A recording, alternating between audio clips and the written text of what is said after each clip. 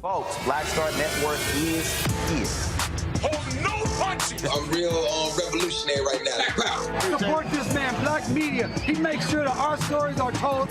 Thank you for being the voice of Black America, Roland. Stay black. I love y'all. All momentum we have now, we have to keep this going. The video looks phenomenal. See, this difference between Black Star Network and Black-owned media and something like CNN. You can't be Black-owned media and be scared. It's time to be smart. Bring bring your eyeballs home. You dig?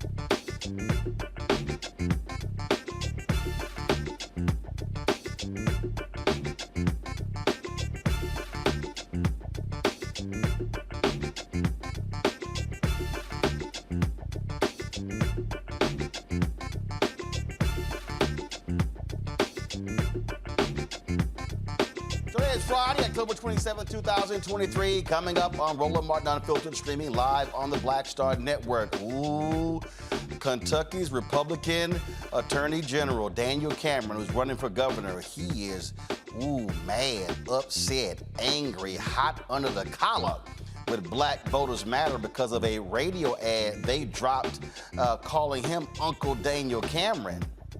We'll talk with Cliff Albright, co-founder of Black Voters Matter, about the condemnation of Uncle Daniel Cameron. Also, we'll examine why mobilizing the black vote post-Obama has been difficult. The director of the Black Voter Project will explain what he's finding in his latest research. The attack on voter rights continues. Dr. Wes Bellamy, the Chair of Advocacy at 100 Black Men of America, will discuss why we must keep fighting for our voices to be heard and what must be done to specifically mobilize black men.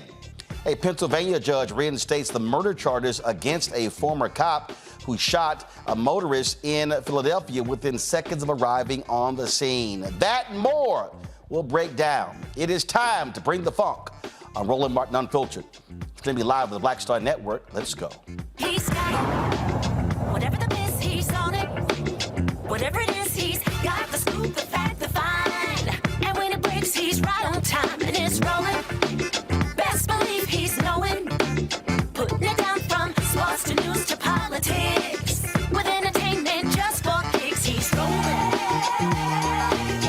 It's Uncle Roro, y'all. It's Roland Martin, yeah. Rolling with Roland now. He's funk, he's fresh, he's real, the best, you know he's Roland Martin now.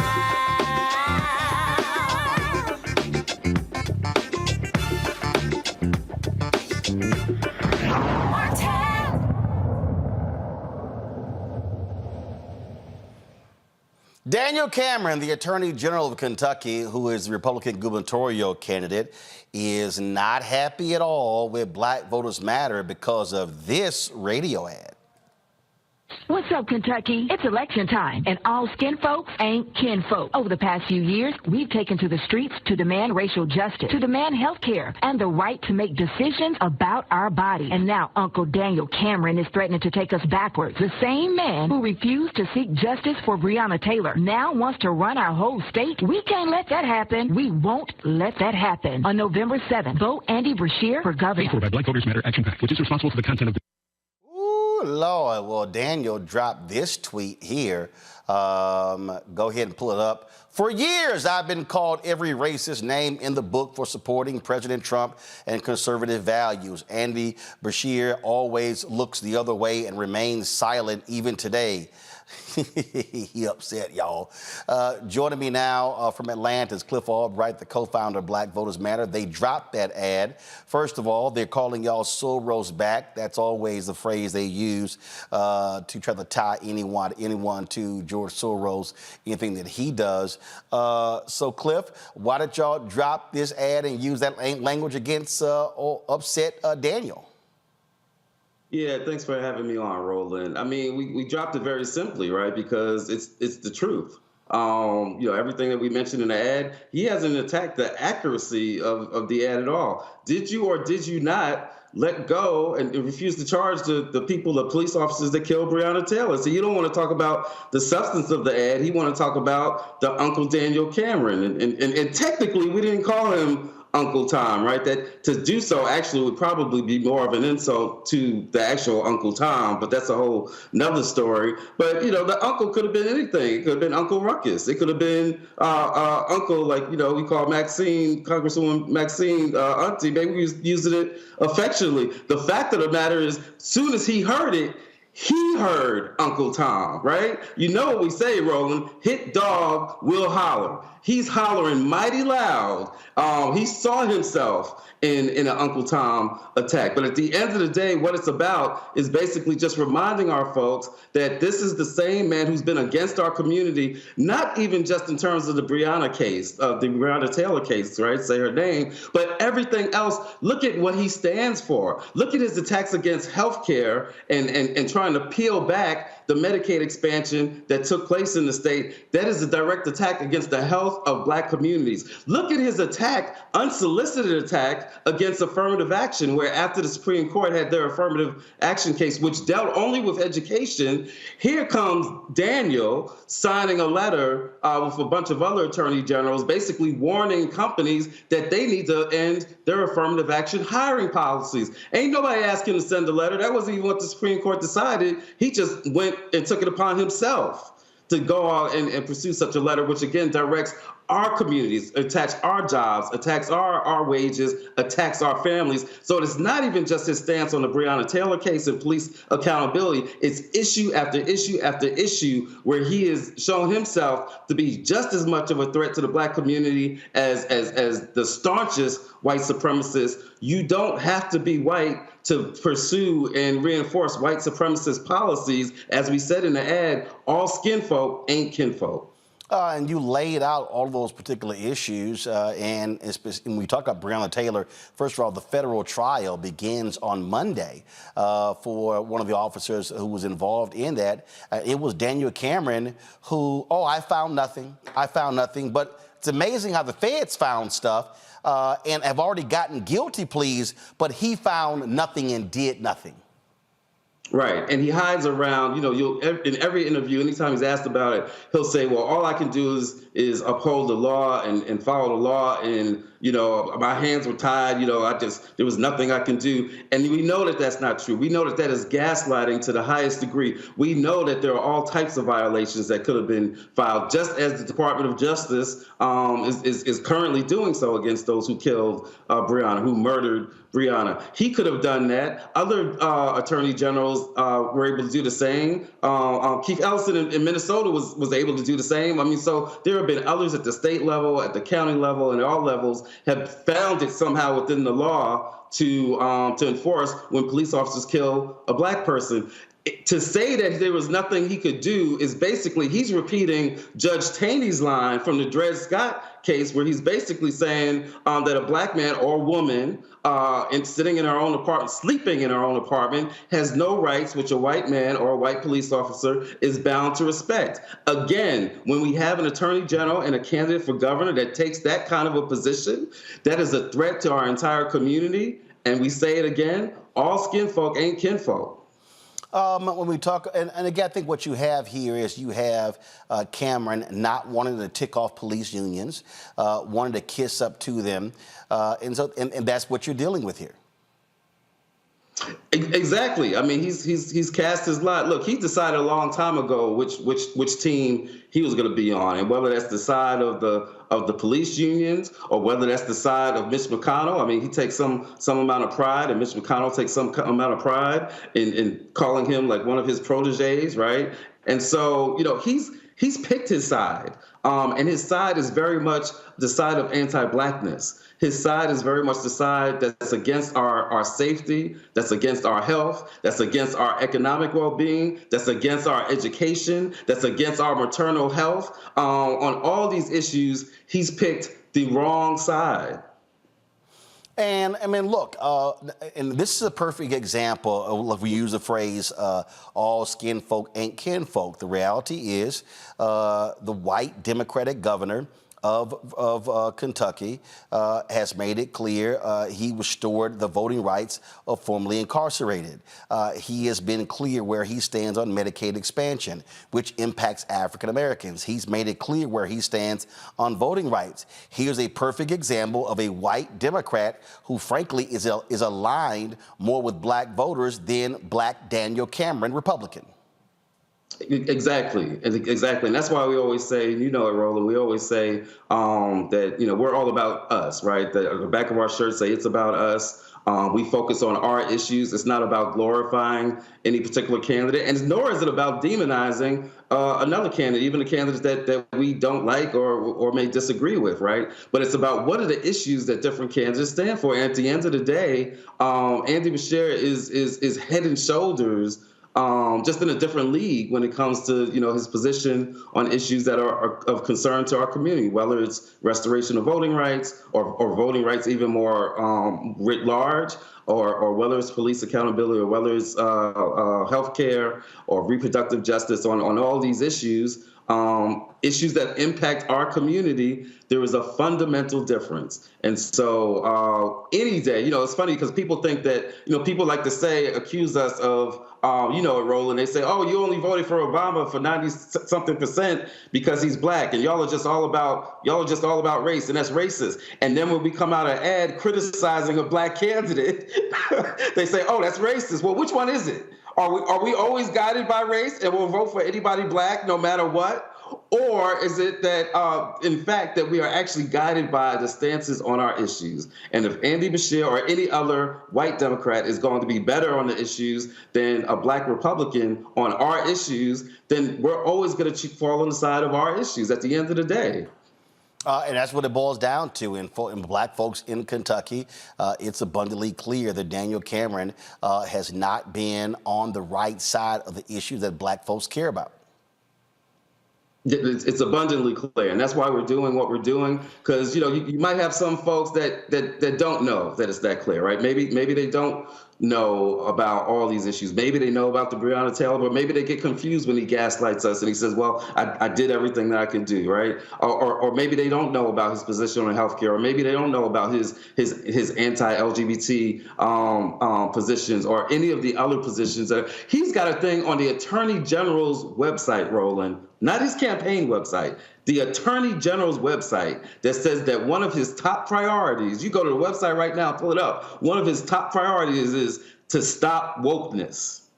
You are the Attorney General of a state talking about that your priority is to stop wokeness. You sound like DeSantis, and we don't need another DeSantis in the state of Kentucky any more than we need him in Florida or any place else. And here's the other deal. He is standing foursquare with Donald Trump, and we damn sure are not. And so if he wants Trump back in office, that absolutely is not beneficial to black people. Yeah, I didn't even talk about that. Thanks, Roland, for bringing that back up. I didn't even mention that. Yeah, he stands squarely with Trump. He says Trump is good for the country. Even when asked specifically, you can listen to interviews when he's been asked specifically and repeatedly, because evidently the person doing the interview just couldn't really believe what they were hearing, where they asked him about specific things that he has said about the black community, about specific policies, about specific things that he said about predominantly black or African descent countries, right?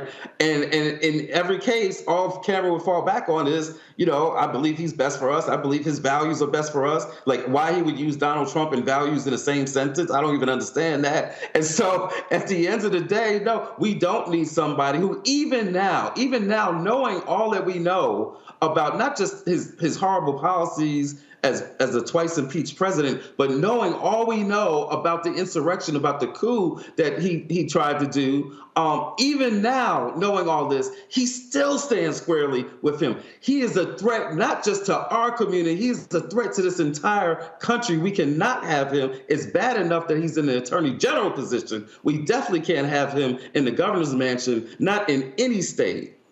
Not only that, I mean, I'm sitting here and I'm going on his website, and and these are sort of the broad. Go to my iPad, please.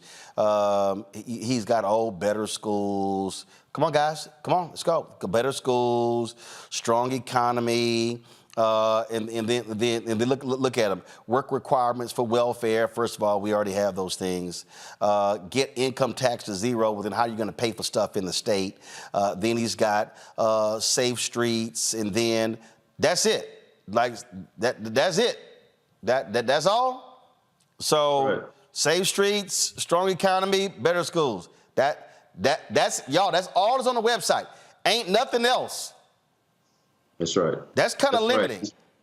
It's very limiting, and it's the traditional. It sounds like Mitch McConnell, right? It sounds like a little Mitch McConnell clone. You want zero income taxes, which is basically what Mitch did, and the Republicans did with that big tax break that they gave to the wealthiest in the country. When they say that they want a tax break, they're not talking about regular folk. They're not talking about our folks that are struggling every day. They're talking about their friends, the big wealthy people, right? The big elite. And giving them a tax cut, which then does what? It puts all the rest of us in even more economic stress, right? And so you look at that website, and those things that he has on there are the usual thing. We want to give our friends a tax cut. We're gonna scare you to death about crime, so we can talk about safe streets, right? Which just means more police, more profiling, right? More black folks getting shot. And then he's got the schools thing on there, which we know is really just code for the privatization that they're trying to do to our school systems all across the country. That's the usual stuff. That's just Mitch McConnell light. That's Donald Trump light. And we don't need that. Again, it is rooted in anti-blackness. It is a threat to our community. It's a threat to the entire state of Kentucky. It's a threat to the entire country if we allow him to elevate. And just real talk, it would set our movement back to allow the person who, next to the police officers who killed Breonna Taylor, who killed Brother George Floyd, next to them, the face of this anti-blackness of that period is Daniel Cameron, the leading face that was most staunchly saying, no, we're not gonna prosecute these police officers. To allow this person, after we were in the streets for months talking about how our lives matter, talking about police accountability, to allow this person to rise to the level of governor would really be a setback. So it would be dangerous. It's dangerous for our community. It's dangerous for our families, but it's dangerous for this entire country and our movement. So I just want to show folks again. Go to my computer, please. So this is the plan of Daniel Cameron. His vision for Kentucky. It's three things: better schools, strong economy, safe streets. This is the issues and priority of Andy Beshear. Early learning and child care, fiscal responsibility and transparency, jobs and economic development, expanding high-speed internet infrastructure, boosting Kentucky's signature industries, expanding access and reliability of clean drinking water, expanding healthcare access and affordability, prioritizing public education, public safety, fighting inflation, investing in higher education and workforce development, rebuilding Kentucky after disaster, supporting our military, revitalizing Appalachian Kentucky and leadership of the Appalachian Regional Commission, supporting seniors and the most vulnerable, protecting Kentucky families, dealing with the opioid addiction, promoting Kentucky values and the golden rule, protecting your rights. Sounds to me like there's a lot more broader plan here. In fact, right here, he has in here vetoed a bill creating additional obstacles to voting. Daniel Cameron, he sided with that particular bill. Yeah, people sometimes, some of the critics of Black Voters Matter. And let me be clear: today I'm speaking on behalf of our PAC side, Black Voters Matter Action PAC. That's who actually did the ad, as you hear in the disclaimer. And sometimes we get accused of, oh, y'all just for any Democrat or whatever. And no. We criticize Democrats. We criticize President Biden when he wasn't doing enough on voting rights. We criticize other moderate Democrats. We've been asked to get involved in races in some states for some candidates where we take a look at the candidate. We just we can't do that. It's not consistent with our issues, with our values. We're not going to use our scarce resources. In this situation, we have absolutely no problem saying that there is a stark difference between the policies pursued by Governor Beshear and the policies and the track record, the dangerous track record of Uncle Daniel. And so, and I want to add this too. It's interesting, Roland. This, as you played, this was the radio version. They haven't even seen the video version of the ad. When he sees that, he's gonna really flip out, right? And so why is it that he's even paying so much attention to this ad? What he knows is if he really thought that he was going to get all the support that Mitch McConnell gets, that other white Republicans get, he wouldn't be paying attention to our little radio ad, right? But he's scared. He's scared because he's counting on digging into a certain amount of Black support. And when he hears an ad that criticizes his stance on our issues, the issues that our community cares about, that worries him. And so this ought to be a message to anybody watching this race that he is vulnerable, but it's going to take deeper work, more resources to reach Black folks so that we can get this message to them that, again, all skin folk ain't kinfolk, that we can't trust Uncle Daniel, and that we've got to come out and vote. Indeed. Cliff Albright, we appreciate it. Thanks a lot. I can't wait to see the video. It's coming, Roland. It's coming. All right. Got to go to break. We come back. We'll talk to our panel about this and cover up more news of the day. Folks, you're watching Roland Martin Unfiltered on the Black Star Network. If you're watching on YouTube, be sure to hit the like button, y'all. We want to get at least 2,000 likes every day. It ain't that hard. Y'all love to comment. We'll just hit the like button. Also, support us in what we do. Your checks, money orders, with your contributions to Cash App, PayPal, Venmo, Zelle is critically important for what we do. Send your check and money orders to P.O. Box 57196, Washington, D.C. 20037-0196. Cash App, $RM Unfiltered. PayPal, R Martin Unfiltered.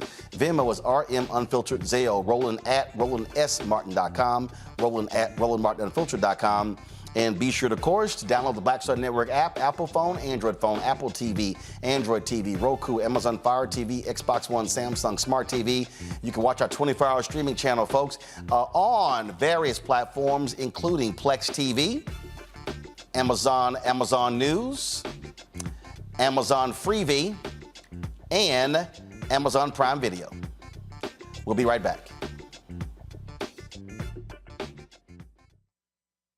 I'm Dee Barnes, and next on The Frequency, we talk to award-winning screenwriter and director Chanel Dupree about her film, You Think You've Grown, the adultification of young Black girls. This is a conversation that all women can relate to. This woman was like, oh my God, I went through this when I was a kid. She wore something, it was a maxi dress, but the way it fit on her body, this female teacher thought that she looked too grown and spun her around in front of a male teacher and said, do you think she looks grown, right? Oh my God. So that's next time on The Frequency on the Black Star Network. Don't you think it's time to get wealthy?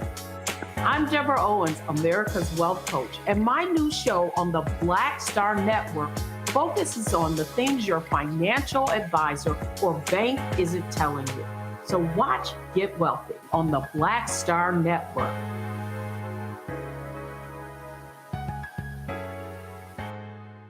When you talk about Blackness and what happens in Black culture, we're about covering these things that matter to us, speaking to our issues and concerns. This is a genuine people-powered movement. There's a lot of stuff that we're not getting. You get it, and you spread the word. We wish to plead our own cause too long have others spoken for us. We cannot tell our own story if we can't pay for it. This is about covering us. Invest in black-owned media. Your dollars matter. We don't have to keep asking them to cover our stuff. So please support us in what we do, folks. We want to hit 2,000 people, $50 this month, raise $100,000. We're behind 100,000, so we want to hit that. Y'all money makes this possible. Check some money orders. Go to P.O. Box 57196, Washington, D.C. 20037-0196. The Cash App is $RM Unfiltered. PayPal is R Martin Unfiltered. Venmo is RM Unfiltered. Zelle is Roland at RolandSMartin.com. I'm Marissa Mitchell, a news anchor at Fox 5 DC. Hey, what's up? It's Tammy Roman, and you are watching Roland Martin Unfiltered.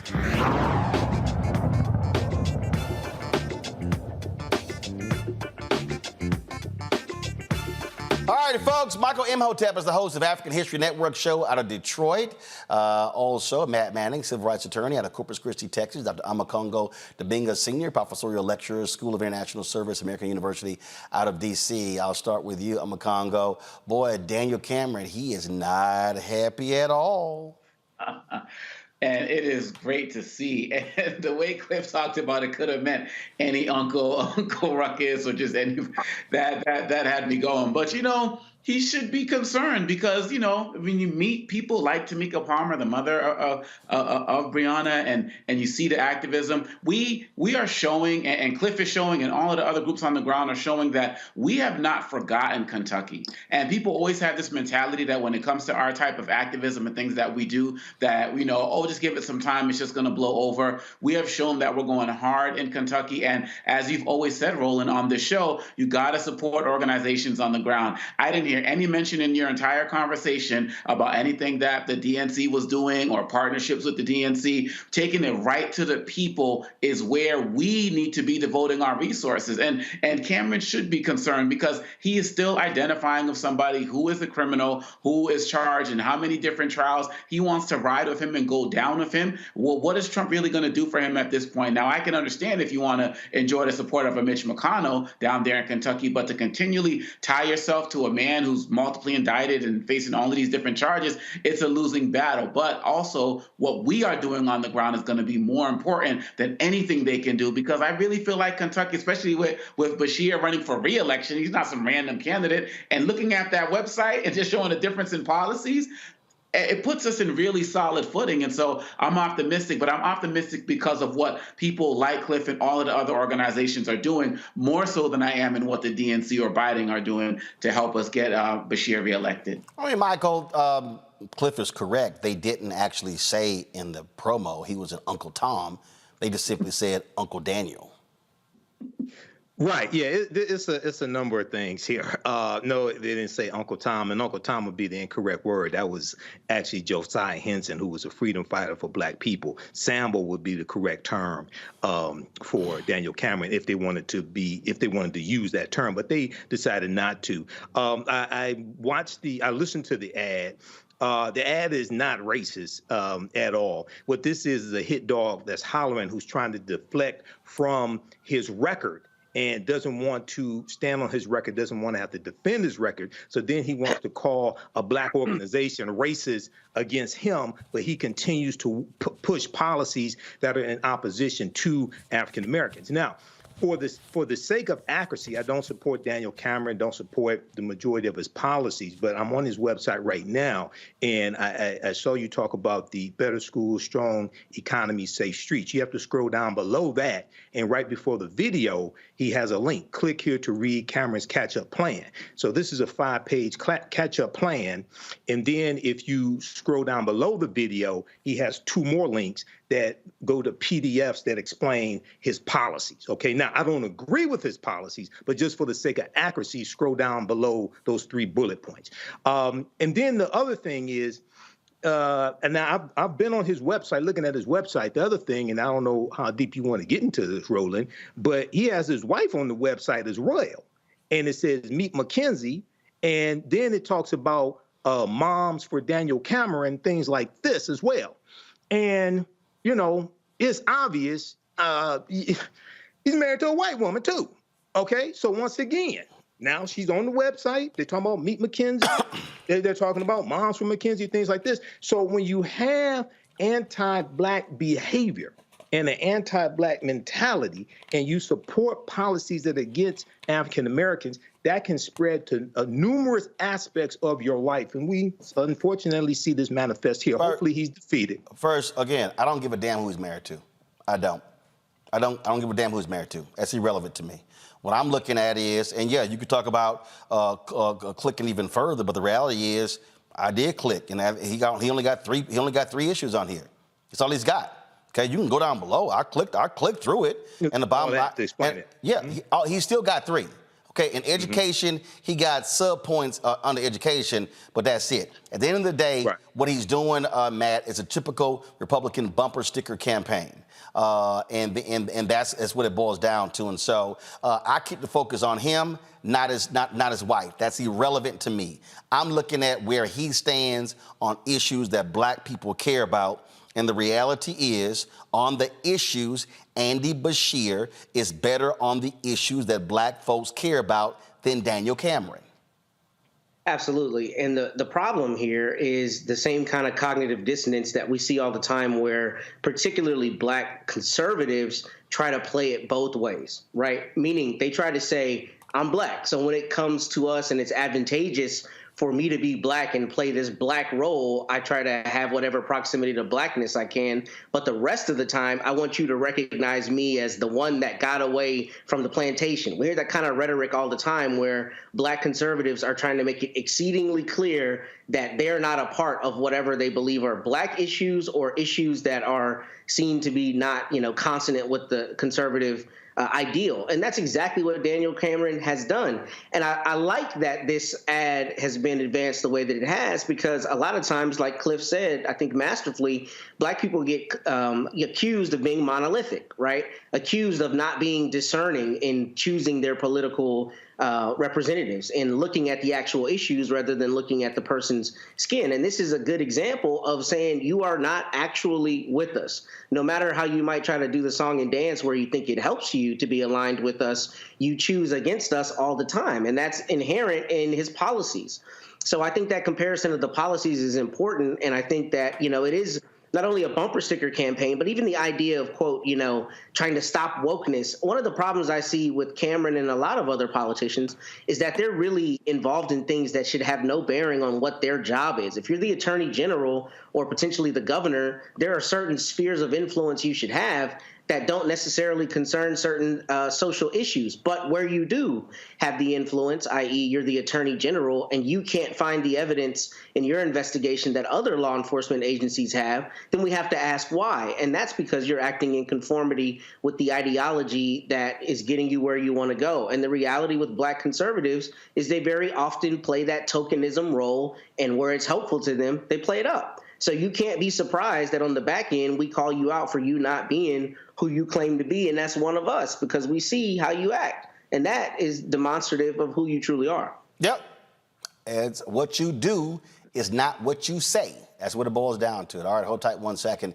We come back. We're going to talk about, again, recent polls that show where Black voters are. We're seeing polling data shows that African Americans less identifying as Democrats, not actually new information.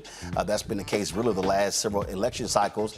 But really, what is going to need to happen to turn Black folks out in significant ways in next year's election? We'll discuss that coming up next. You're watching Roland Martin Unfiltered right here on the Black Star Network.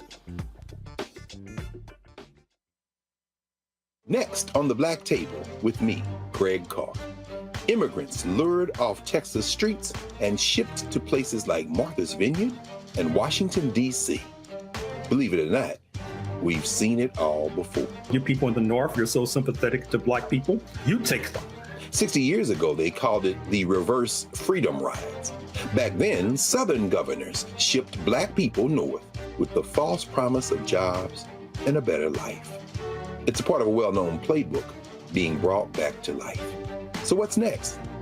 That's next on the Black Table, a conversation with Dr. Gerald Horne about this issue of the reverse freedom rides, right here on the Black Star Network. hatred on the streets. A horrific scene, a white nationalist rally that descended into deadly violence. White people are losing their damn minds. As an angry pro-Trump mob storms the U.S. Capitol, we've seen shooting. We're about to see the rise of what I call white minority resistance.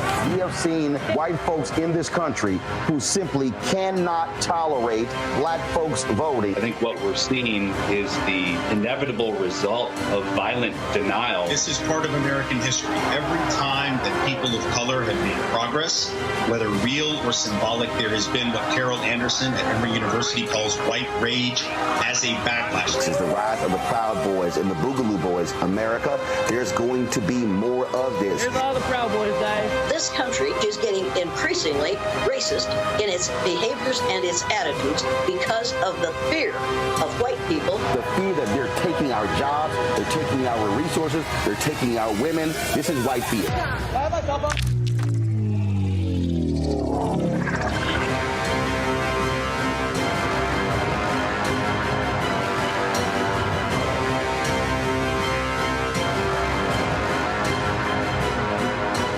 Yo, it's your man Dion Cole from Blackish, and you watch Roland Martin, Unfiltered.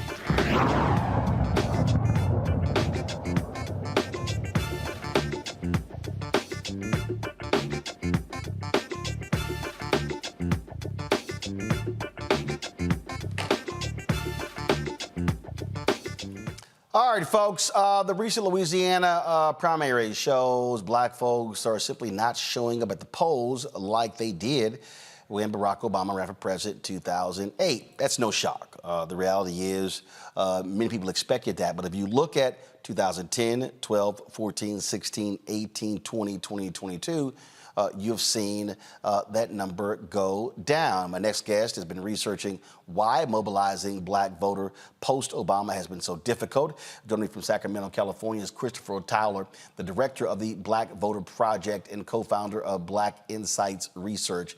Victor, glad to have you on the show. What's the top points of your research? So, as you mentioned, it's no surprise black turnout is down and has been down since 2012. I have a slide that shows really the drop in voter turnout over the last 10 years now it's been. So from 2012 to 2016, we've seen differences in upwards of 6% voter turnout nationally, and even larger differences across some of the most important battleground states. And those differences continue to persist from 2016 to 2020. And this comes from data from the Center for American Progress, suggesting that there's a ways to go to get black folk out to the polls at the same rates as they were during the Obama administration, and the Democrats are falling behind there. Another slide that I brought shows that this coming election in 2024, there are some significant gains to be made across congressional districts now. Looking at Democrats regaining the House here, there are significant districts with large percent African American that are swing districts, right? And here you see in North Carolina, New York, Ohio, districts that are going to go, suggested to go one way or another, Democrat or Republican, just by a few points here. And then we look at Louisiana, right, which we were just talking about, another swing district there that's over 30% black.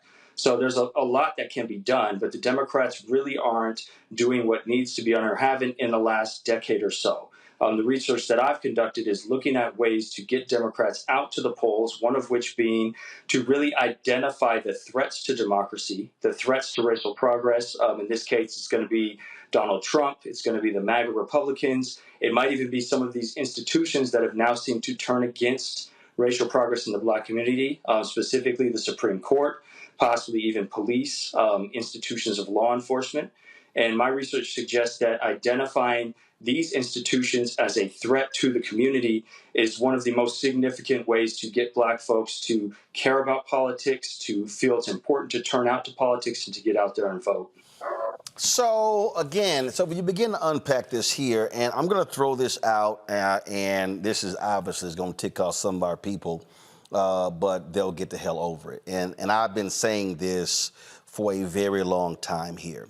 When Obama ran in 2008, he did not need the political infrastructure that had been in place in the Democratic Party since Reverend Jackson's run in 84 and 88. In 1988, Reverend Jackson, at his insistence, with the installation of Ron Brown as DNC chair, with the work of the late Dr. Ron Walters, with the work of Harold Ickes and others, they actually created an infrastructure that was in place, a funding infrastructure, you name it. When Obama runs, he doesn't need it. You had where David Axelrod determined that what they did need to spend money on black infrastructure, black-owned media, things along those lines, because frankly, they already had the votes. Same thing happened in 2012. We saw the dismantling of also the DNC's political infrastructure with Obama for America, which then was created. And so you sort of had the DNC that was gutted, and then you had this this entity that he controlled. I kept saying then, hey y'all, he only gonna be there 8 years. It's gonna be folks running after that. And ever since he left in 2017, they have been trying to repair all of the damage that was caused by completely saying, we don't need that infrastructure. Your thoughts? Yeah, I think you're onto something there. The Democrats really did take advantage of and kind of take for granted the turnout that they got from black voters during the Obama administration. There's a long line of literature that suggests the first of any when it comes to political representation creates extreme levels of enthusiasm. The hope and change sort of mantra played on that, and black folk turned out in droves at historic rates to elect Barack Obama. Research showing in 2012, right, black turnout for the first time in American history since we started recording turnout in the 1940s and 50s surpassed white turnout levels as people came out to vote for Obama. And so I think it was sort of taken for granted that this American president changed the way that the political spectrum looked with black turnout at such high levels in states like North Carolina, Virginia, Ohio, Michigan, these swing states that have significant black populations but aren't overwhelmingly black, went Democrat rather easily along with the high turnout rates in general across the country.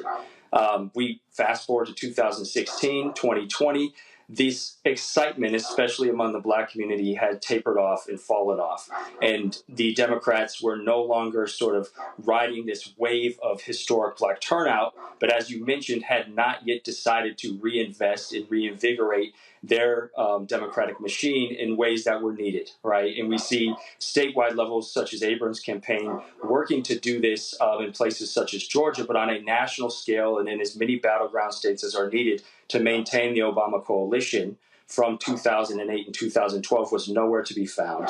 And it's really not going to be found again, because who knows when we're going to have another candidate that we can consider a first, maybe possibly a black woman candidate that will inspire the black community in similar ways. But here's the deal, and I'll say this here. I have been very clear on this, and again, I've been saying this for years. And that is, if anybody who's black running, they cannot use the exact same playbook that Obama used. And here's what I mean by that. There was a 9-point gap between black men and black women in Obama's re-election with Romney in 2012. There was some dissatisfaction there. Whether we want to own it or not, there were a lot of people who felt that more could have been done. And so part of the issue that Democrats have that black candidates are going to have to deal with, and again, I believe that Senator Cory Booker and Senator Kamala Harris tried to use the Obama playbook when they ran for president in 2020. That sucker didn't work. It didn't work. And so guess what? It's been used one time. It ain't going to work again. Black voters are going to be making demands of any black candidate because they're going to say, hey, we see how we voted for Obama. That's just a fact. And so I think that people have to understand the newness, the first time seeing the first black family, blah, blah, blah. As I kept saying, hey, guess what? We stayed at the inauguration parade for 8 years. Everybody else left, and they actually got to work. And so Democrats cannot sit around and go, hey, where's the second black hope, or turn them out. what has to happen here, and I've been very clear on this, and a lot of other people get mad when I say it on these mainstream media shows, Christopher, and I'm gonna talk slowly when I say this. The fundamental problem with the Democratic Party today is white media consultants refuse to listen to black people, listen to black consultants, listen to black pollsters, refuse to put the resources in those places early, and then they expect black people to come save their asses come mid to late October. I mean, you said it perfectly. I think one of the most recent sort of research experiments we put together speaks to this. We ran what's called a conjoint experiment on a national poll of black folk. This is something that I don't know if has ever been done before, where we asked respondents, this is only black respondents, to select between two candidates as we varied the different characteristics of those candidates. And so if the last slide, I brought some slides, the last slide could be put up. What we found is that of those candidates, here are sort of the characteristics that were shown to be the most important when it came to selecting a candidate for black respondents on a national poll, right? And so, of course, they wanted a black person, wanted a female candidate, wanted someone who was middle-aged, around 85, with 8 years of experience in politics, picked someone who's a state legislator compared to some other occupations, was important that someone was an ally of the Black Lives Matter movement, actually preferred someone endorsed by Sanders rather than endorsed by Biden, and preferred someone who was a veteran. And so as you see on the left side here of the findings, right, the most important factors here when deciding between potential candidates was someone's support for Black Lives Matter, someone's race, and someone's years in politics. And so trying to build that perfect candidate is going to be a really hard sell, and it's going to be really difficult for Democrats to find someone who fits that same mold, if not impossible, as you mentioned, right? And so I'm really encouraging through my research other ways to look at turning black folk out. And one of the most important factors, aside from sort of this Obama factor, this great hope factor, is actually threat, and looking at how perceptions of threat can push people to the polls in lieu of this sort of magical candidate that creates the same inspiration that we saw once during the Obama administration. Well, first of all, the data of Terrence Woodbury, the pollster, actually bolsters that in terms of what he says is that when they run their focus groups, when black people are told that your vote can make the difference between winning and losing, that it actually works. His data also says that there are certain phrases you cannot use for younger black voters today. When a younger black voter hears voter suppression, they automatically go back to the 1960s. That's what they think. He said, but when you are specific by saying they are trying to shut down our early voting locations, they're trying to get rid of ballot drop boxes, they're trying to stop us from voting absentee balloting, he said that resonates much differently. But I want to stay on this whole point about the white consultants because we have experience with that. We have experience when we tried to put in our plans in 2016, 2020, and the white consultants wanted to give us a pittance of the money. And in fact, what happened in 2020, as opposed to giving us advertising money in the Warnock and Ossoff runoff, this is the DSCC, controlled by Senator Chuck Schumer, they actually gave us money from the celebrity influencer budget. And so we were like, I'm sorry. And other African Americans said, wait a minute, Roland has a media company. This is a media company. This is not a celebrity influencer. But what happens, if people need to understand the nuts and bolts, those white consultants, especially the media people, they make their money off of TV buys. And so they don't want that money to go in a ground game and non-television because that's less money goes in their pockets. And when the election is over and the candidate loses, they just go on to the next campaign to make more millions. And so there has to be a true reckoning, I believe, not just, and this is all the mistake that people keep making. What Jamie doing? People don't realize today the DNC does not take in a lot of money.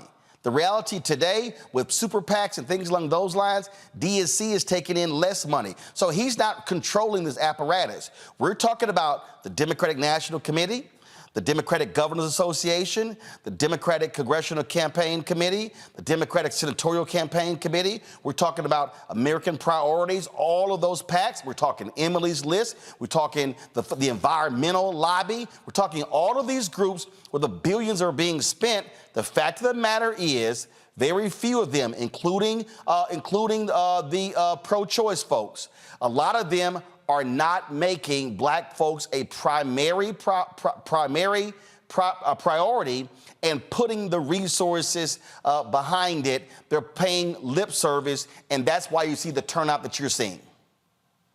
I agree. I think that making black folks a priority in more than just sort of this ancillary spending is gonna have to take place for Democrats to have the same wins and gains that they expect or that they want, and that we saw during 2008, 2012 elections and the midterms there between. When you talked about some of these other pollsters and some of the findings they have, and as their work sometimes falls back into these traditional tropes of, well, if we just tell people what the Democrats are doing and we explain to them that their Democrats are working to their benefit, they will turn out and vote. And there has been some evidence that that's the case. But when we conducted our own focus groups, we found that especially among low propensity voters or the black voters that are the hardest to turn out, they have very little faith in the Democratic Party at all. They hardly recognize Democratic leaders, even black Democratic leaders, and have low levels of political information.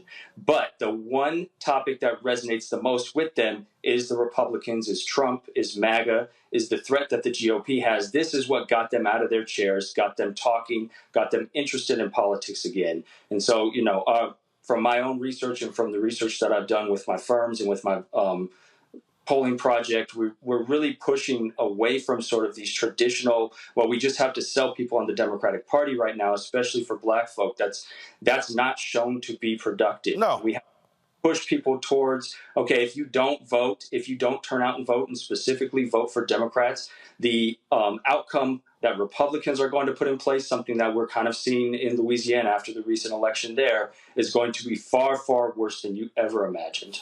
Right, and that's what I call connecting the dots. And I try to spend a lot of time walking people through policy decisions.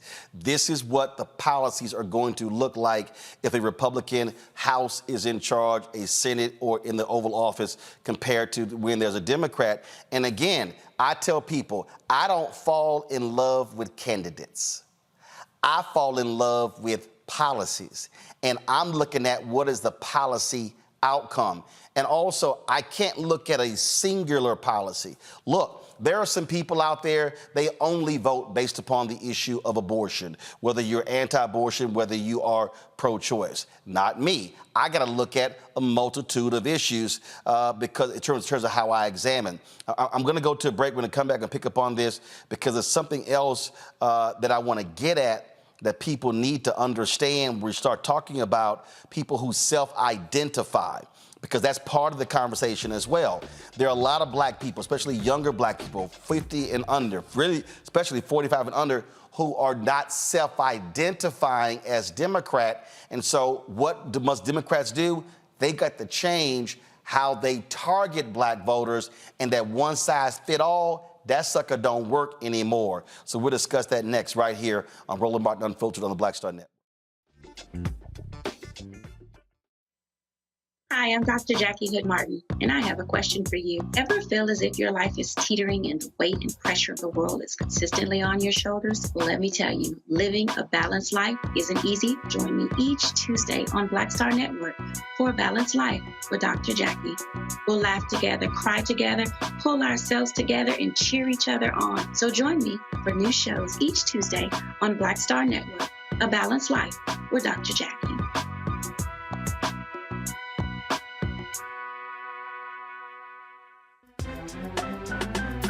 I'm Faraji Muhammad, live from LA. And this is The Culture. The Culture is a two-way conversation. You and me. We talk about the stories, politics, the good, the bad, and the downright ugly. So join our community every day at 3 p.m. Eastern and let your voice be heard. Hey, We're all in this together. So let's talk about it and see what kind of trouble we can get into. It's The Culture, weekdays at 3, only on the Black Star Network. I'm Dee Barnes, and next on The Frequency, we talk to award-winning screenwriter and director Chanel Dupree about her film, You Think You've Grown, the adultification of young Black girls. This is a conversation that all women can relate to. This woman was like, oh my God, you know, I went through this when I was a kid. She wore something, it was a maxi dress, but the way it fit on her body, this female teacher thought that she looked too grown and spun her around in front of a male teacher and said, do you think she looks grown, right? Oh my God. So that's next time on The Frequency on the Black Star Network. Don't you think it's time to get wealthy? I'm Deborah Owens, America's Wealth Coach, and my new show on the Black Star Network focuses on the things your financial advisor or bank isn't telling you. So watch Get Wealthy on the Black Star Network.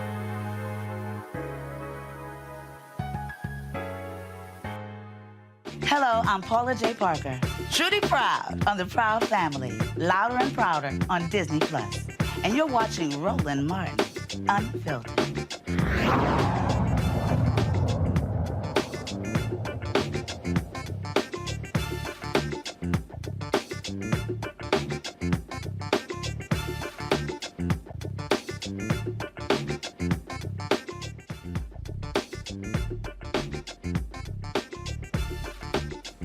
So I paid attention to the self-identification aspect of Black voters for the last 35 years. I began to see and hear it when I was in college. So I was at Texas A&M from 1987 to 1991.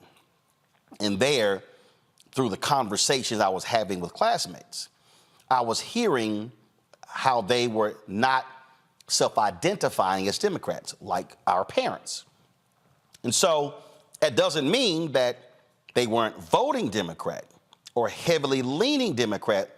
They were not self-identifying. Well, in the past 35 years, that number has only grown.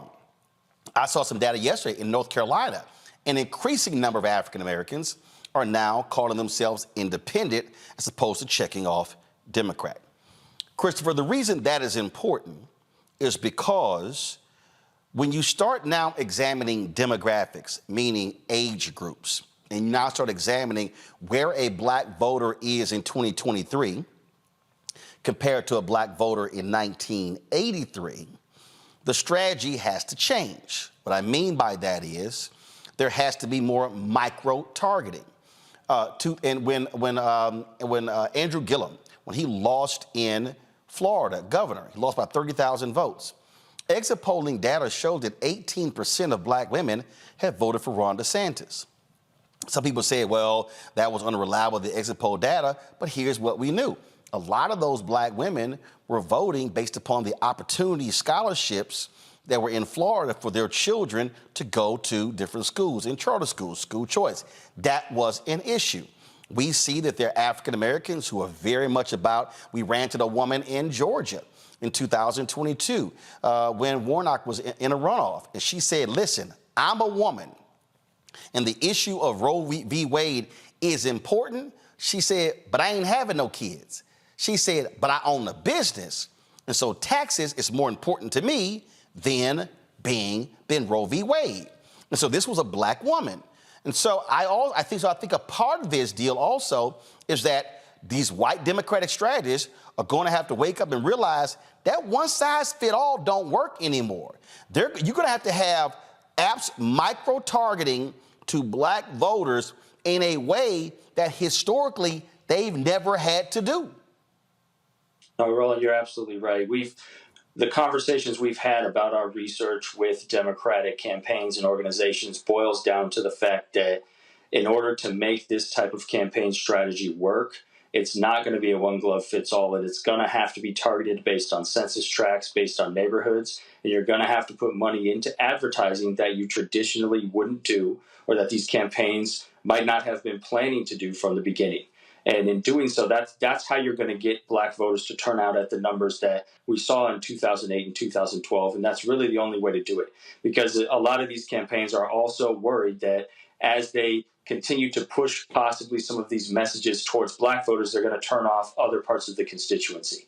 And that's really where they get hung up in what direction do we go, right? Do we continue to push forward with the same campaign strategies that we've been doing for the last decade, or do we try something new and actually try to target black voters and mobilize? But they always come back to this, well, we have limited resources. Well, we're not sure exactly how that's going to affect the total base. We're not sure exactly how that's going to affect all the voters. And it's exactly like you're saying. If there's not a very strategic, targeted campaign for black voters, not just based even on statewide scale, but on district and neighborhood scales, it's going to be very difficult to get black voters out at the rates that these campaigns need in order to win some of these close elections. And before I go to my panel, this is very basic for Democrats.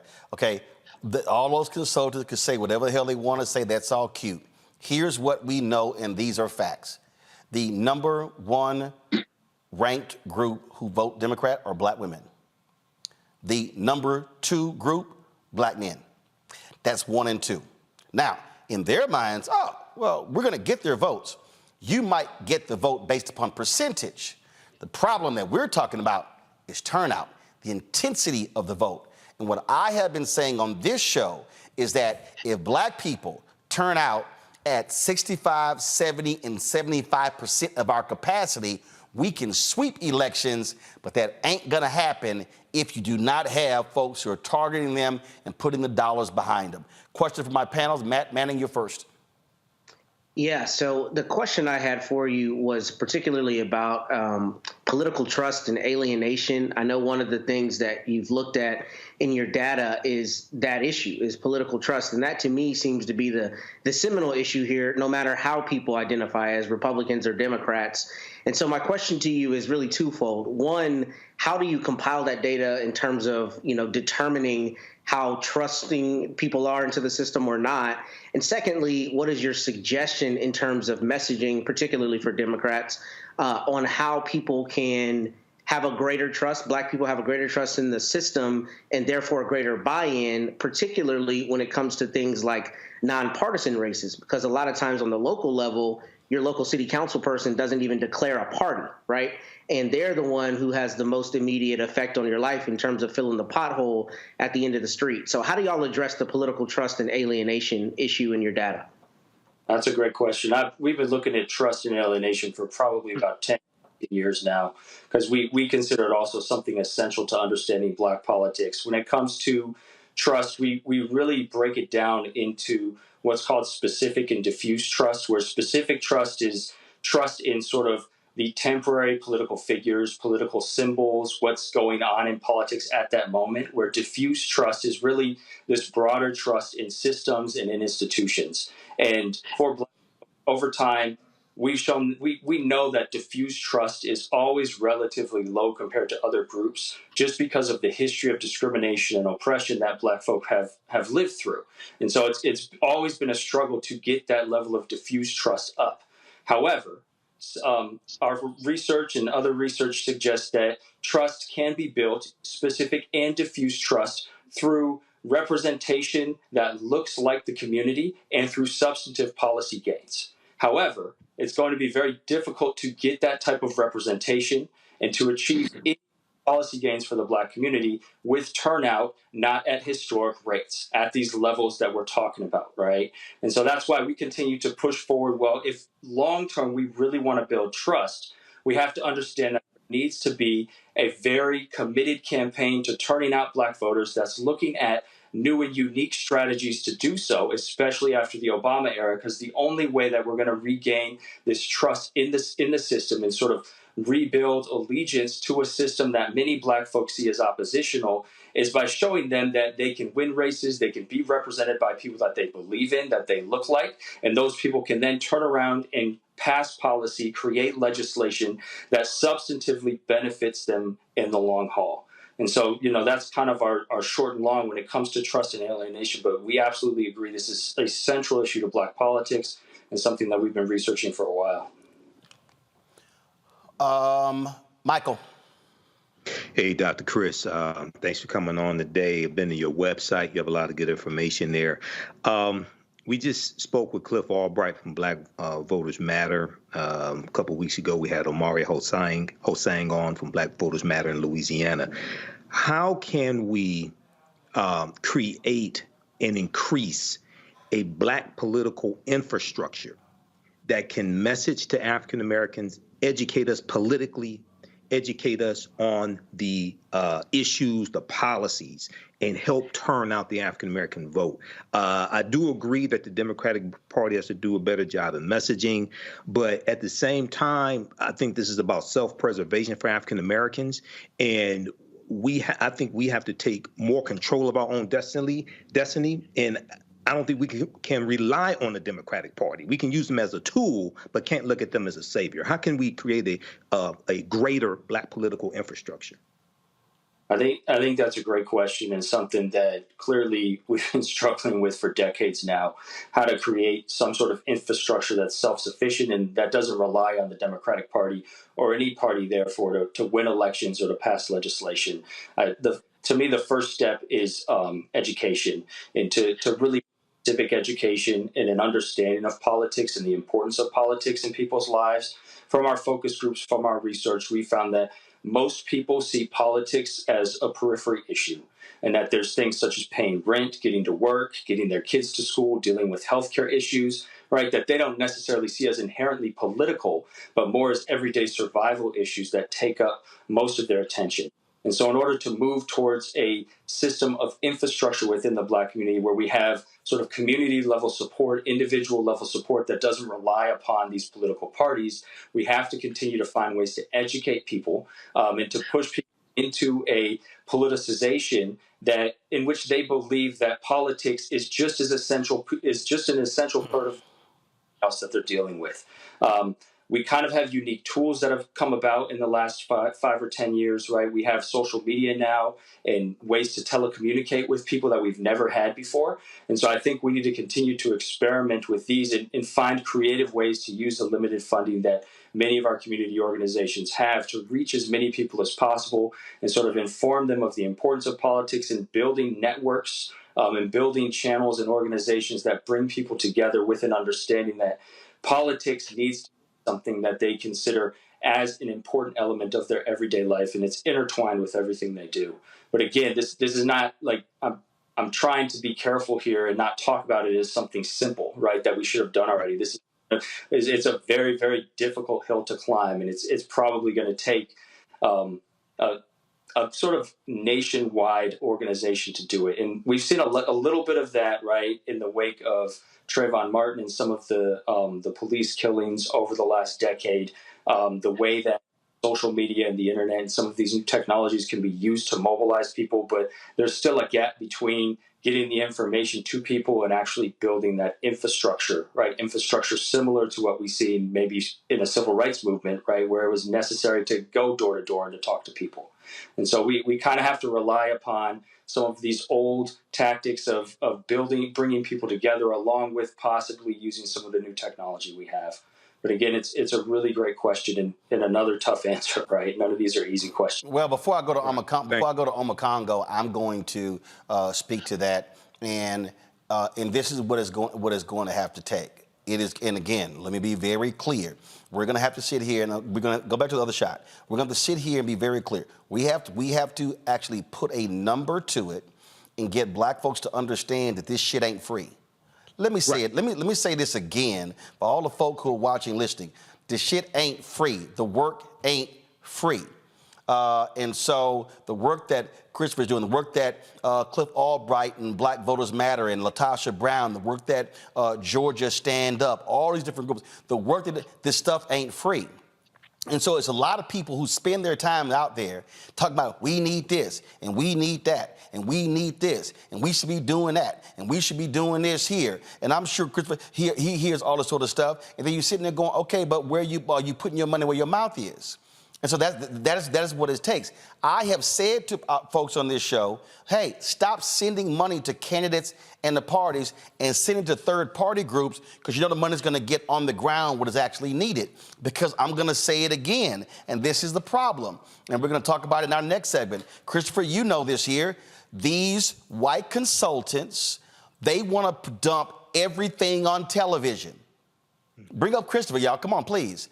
They want to dump everything on television. They want to keep putting everything on television, and it reaches a point where you have total saturation. And the reality is people are like, man, turn that crap off. Turn it off. Turn it off. You have to put money on the ground. You have to look at the numbers and then go, okay, and as your research shows, okay, in this particular state, in this region of the state, inside of this region of the state, this is what this city and town did. And now that I'm breaking down the city and town, now I'm breaking down the precincts in that city and town. So now it's, okay, this precinct here had 1,000 eligible voters, but only 120 actually voted. Okay, target people and resources to knock on those doors to at least get that number from 120 up to 500. And now target this precinct and this precinct and this precinct. One, that requires money. That requires people. And if you don't have that, then you're stuck hoping a campaign comes around to do it. And from what we've known, campaigns aren't doing that, right? Precisely. The most successful campaigns we've seen turning out black folks since the Obama era have been state, regional, or local campaigns, such as the Black Voter Matters, such as the campaigns in Georgia that are doing it sort of on their own, sometimes in coordination with parties, but most of the infrastructure is built over time on their own with their own resources that they've been able to gather. Absolutely. Omokongo. Mr. Tyler, I was really interested in your slide showing the prototype in terms of what people were interested in. And given the fact that you have Black Lives Matter as the top priority for many people that you're speaking to, are you concerned that Democrats are going to be losing serious support, even more support from the Black community as it relates to Biden's stance with Israel and Gaza? Because what I'm seeing is that many Black people who are in support of Palestine, or at the very least are in support of a ceasefire, and I'm concerned, as I'm also seeing from like the Arab American community, they're saying that we're just getting lip service from the administration, and though we're never going to go vote for Trump, we're so angry with what's going on right now that we just might end up staying home. And that might be a concern for the Black community as well. What are your thoughts on that? Yeah, I think that's absolutely a concern. So just to be clear, the experiment that I put up was juxtapositioning characteristics when it came to perspectives on Black Lives Matter. And so for us, the ideal candidate was an ally of Black Lives Matter, but this was compared to someone who did not show support or said they were not an ally of Black Lives Matter. So it doesn't necessarily say they're affiliated or anything, but their opinion on Black Lives Matter was one of the most important elements when understanding what made Black respondents choose one candidate over another. And so, you know, the fact that the Democratic Party has not necessarily positioned themselves as an ally of the Black community in many ways, right? But most recently, when it comes to this, the conflict in Israel and Palestine and the Middle East, it's definitely a worry and a concern that Black voters will continue to lose even more enthusiasm. And now we're talking about possibly some high propensity Black voters, or Black voters that were planning on coming out and voting and have consistently voted are now being turned off even more.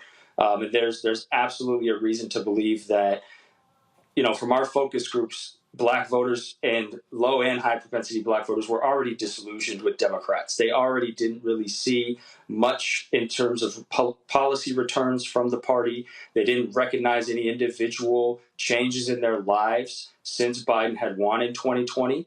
And so anything like this that can suggest sort of that the Democrat Party's intentions or attention is diverted somewhere else, rather than continuing to try and work for, as Roland put, the base of voters that is the most supportive of the party, can turn people off very quickly.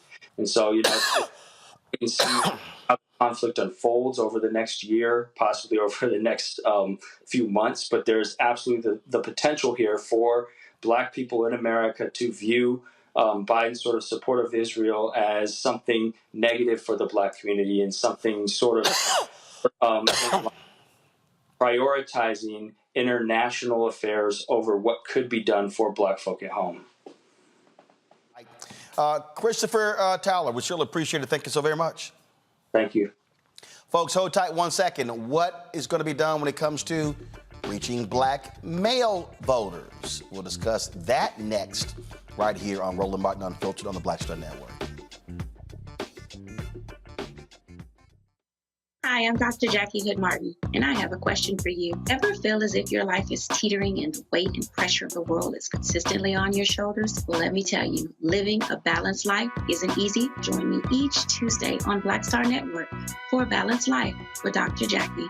We'll laugh together, cry together, pull ourselves together, and cheer each other on. So join me for new shows each Tuesday on Black Star Network, A Balanced Life with Dr. Jackie.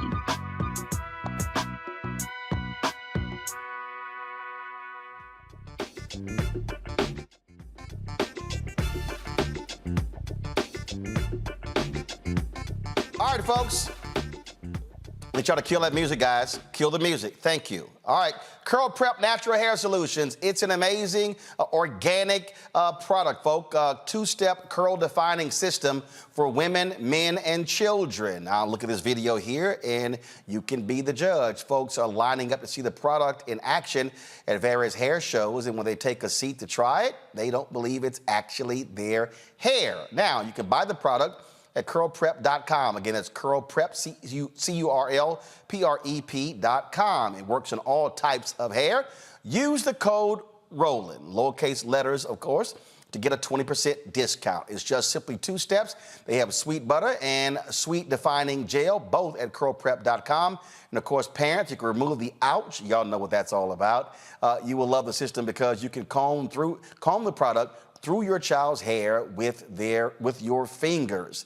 Seasoned Saints, they also love the product, and the line has products that are great for twists, braids, locks, weaves, even those wigs and extensions. It's all at curlprep.com. Again, use the code ROLAND, lowercase letters, to get a 20% discount.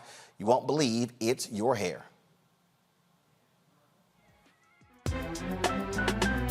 I'm Faraji Muhammad, live from LA. And this is The Culture. The Culture is a two-way conversation. You and me. We talk about the stories, politics, the good, the bad, and the downright ugly. So join our community every day at 3 p.m. Eastern and let your voice be heard. Hey, we're all in this together. So let's talk about it and see what kind of trouble we can get into. It's The Culture, weekdays at 3, only on the Black Star Network.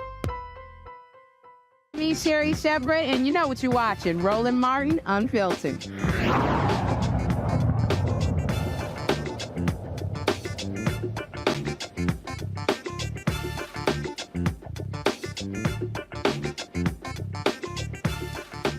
I was talking to Terrence Woodbury, his research last year showed that Black male voter turnout in North Carolina played a role in the Republican keeping his United States Senate seat.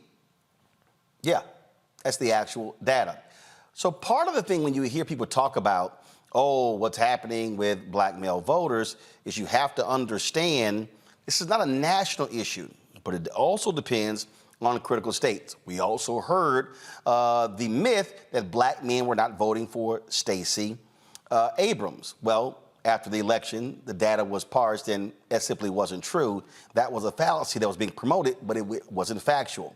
So the question is, how do you also get Black men to, 1, register, 2, turn out, and then the question is, who do they vote for? Dr. Wes Bellamy is the Chair of Advocacy at 100 Black Men of America. He joins us from Charlottesville, Virginia. Wes, glad to have you here. Let's talk about that, because you heard me say earlier, you have to have different targeted strategies for different people. If Democrats are going to target Black men, you better have a specific targeting of them that's different from Black women.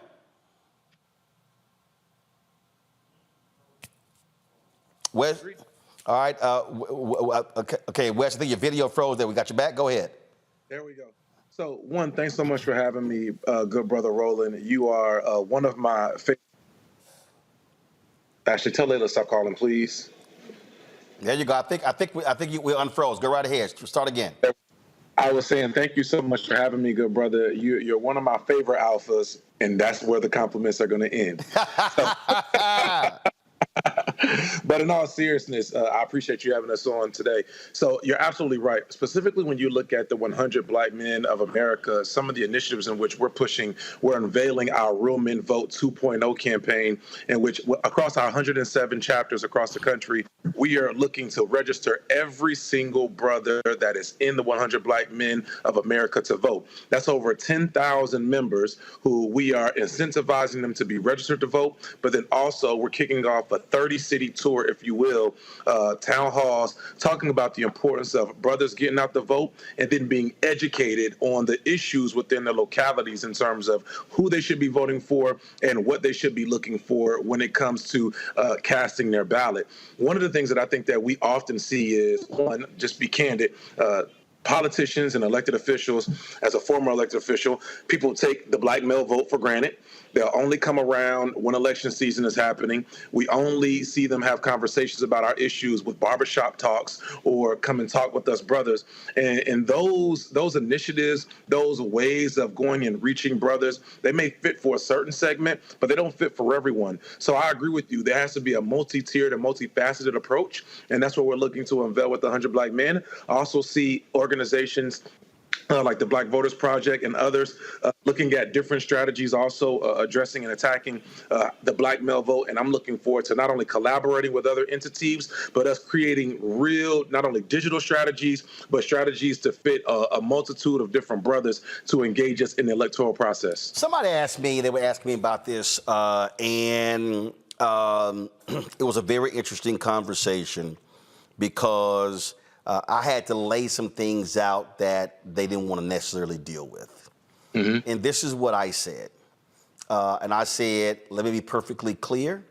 I am astute enough to understand the paternalism of the civil rights movement, of the paternalism of this country, of misogyny in this country as well. There were a lot of people who made the assumption that men were not supporting Hillary Clinton in 2016 because she was a woman. And then I had to take the folks back to the data to show Black men, the 9-point gap between Black men and Black women with Obama and Romney in 2012. I said that was 2 men who were running. And so they then were like, well, I don't quite understand. I said, well, I'll give you an example.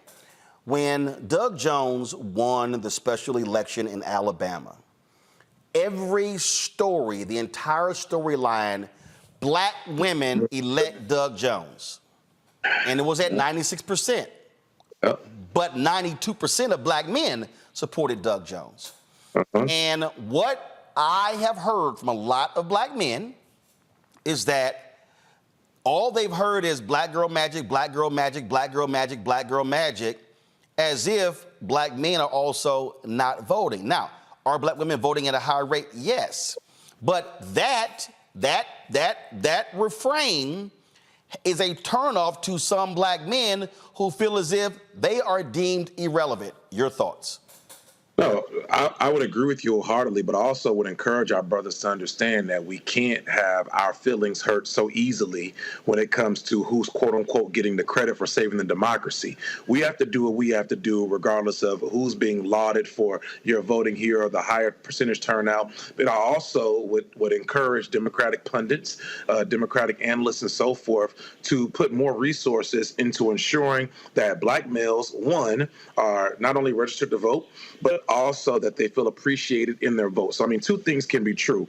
Brothers can't be so sensitive when it comes to who's getting the credit for electing whom, but also there needs to be efforts and mechanisms made to ensure that we feel appreciated and valued when we do go out and vote. But I agree, and I absolutely agree with that, but perception does become reality. And we have to contend with this reality as well, and that is when we're talking about what they're hearing. And let's talk about the Biden administration. Oftentimes, Biden talks about, I said I was going to put a black woman on the Supreme Court, and I did. Absolutely right. Should have happened. Judge Ketanji Brown Jackson. Obama should have appointed a sister when he chose Merrick Garland. I was very clear on that. Biden talks about putting more black women on the appellate courts than all presidents combined. But one of the things that I've said to the Biden administration, you don't have a prominent black male surrogate. Yes. And I'm like, when I look, and again, I'm just being very clear. When I look at who was head of the OMB, a sister, look at the vice president, sister, and let me be real clear. I'm not knocking any of that. But what I am saying, if you're the Biden-Harris administration and you're trying to reach black men, who are they sending out who's a brother who can talk to brothers? Well, I'm not here to cape. No. Follow me. Let me answer the question. Right. I'm not caping for any party, but I'm giving an example of how campaigns and candidates need to understand your messengers are kind of important when you're trying to reach certain groups. Yeah, and I think the Biden administration would say when they send out a brother like the former mayor of Columbia, South Carolina, Mayor Steve Benjamin, who's the head of African American engagement, when they would send out someone like Vince Evans, who's over helping assist with the CBC and whatnot, they would, in my personal estimation, would say those are the persons who they're sending out to the black male community and saying you need to be engaged in some regard, the Antoine C. Wrights of the world and so forth. Now, is that enough? Absolutely not. And you know, just like I know, there needs to be more resources, not only poured into advocating for black males to be engaged in the voting process, but courting black males to stay engaged and being educated on why they need to be voting and or supporting the Biden administration if they so choose to. Here's another thing, though, I think we have to be candid about. There are a ton of misinformation programs and initiatives that are absolutely. And I cannot tell you how often I serve as the Housing Authority chairman of the Housing Authority Board where I live here in Charlottesville.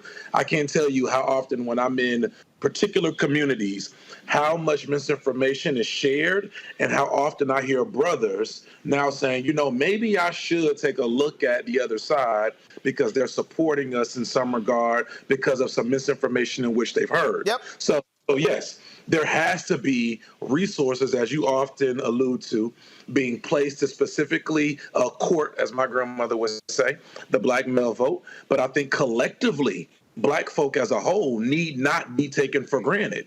And that's where you see organizations like the 100 Black Men and others, the Urban League, NAACP, some of your legacy organizations, also new organizations like, again, Black Youth Vote, Black Voters Matter, and so forth, putting in the work on the ground to ensure that our brothers are educated so that they can make a decision that best suits them.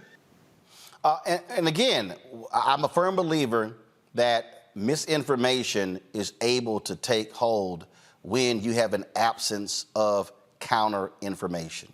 Yes. So yet we have to recognize that that is real. And Russia was very keen on spreading misinformation, specifically targeting black people and black men in 2020. Questions from the panel on Congo, you first. It's great to talk to you, Dr. Bellamy. I'm a big supporter of your work. I have a question relating to the hip-hop community. One of my concerns as it relates to the black male vote is that I'm starting to see more rappers coming out in support of Trump. I'm looking at Kivo, Waka Flocka Flame, Kodak Black, Sexy Red, and one of my concerns is that these are some of the people that are going to be driving away some of the youth vote, particularly in our community, which also ties into the last segment. And on the same side, I'm not hearing enough from members of the hip hop community that who are anti-Trump. What are your thoughts as it relates to outreach, as it relates to the hip hop community?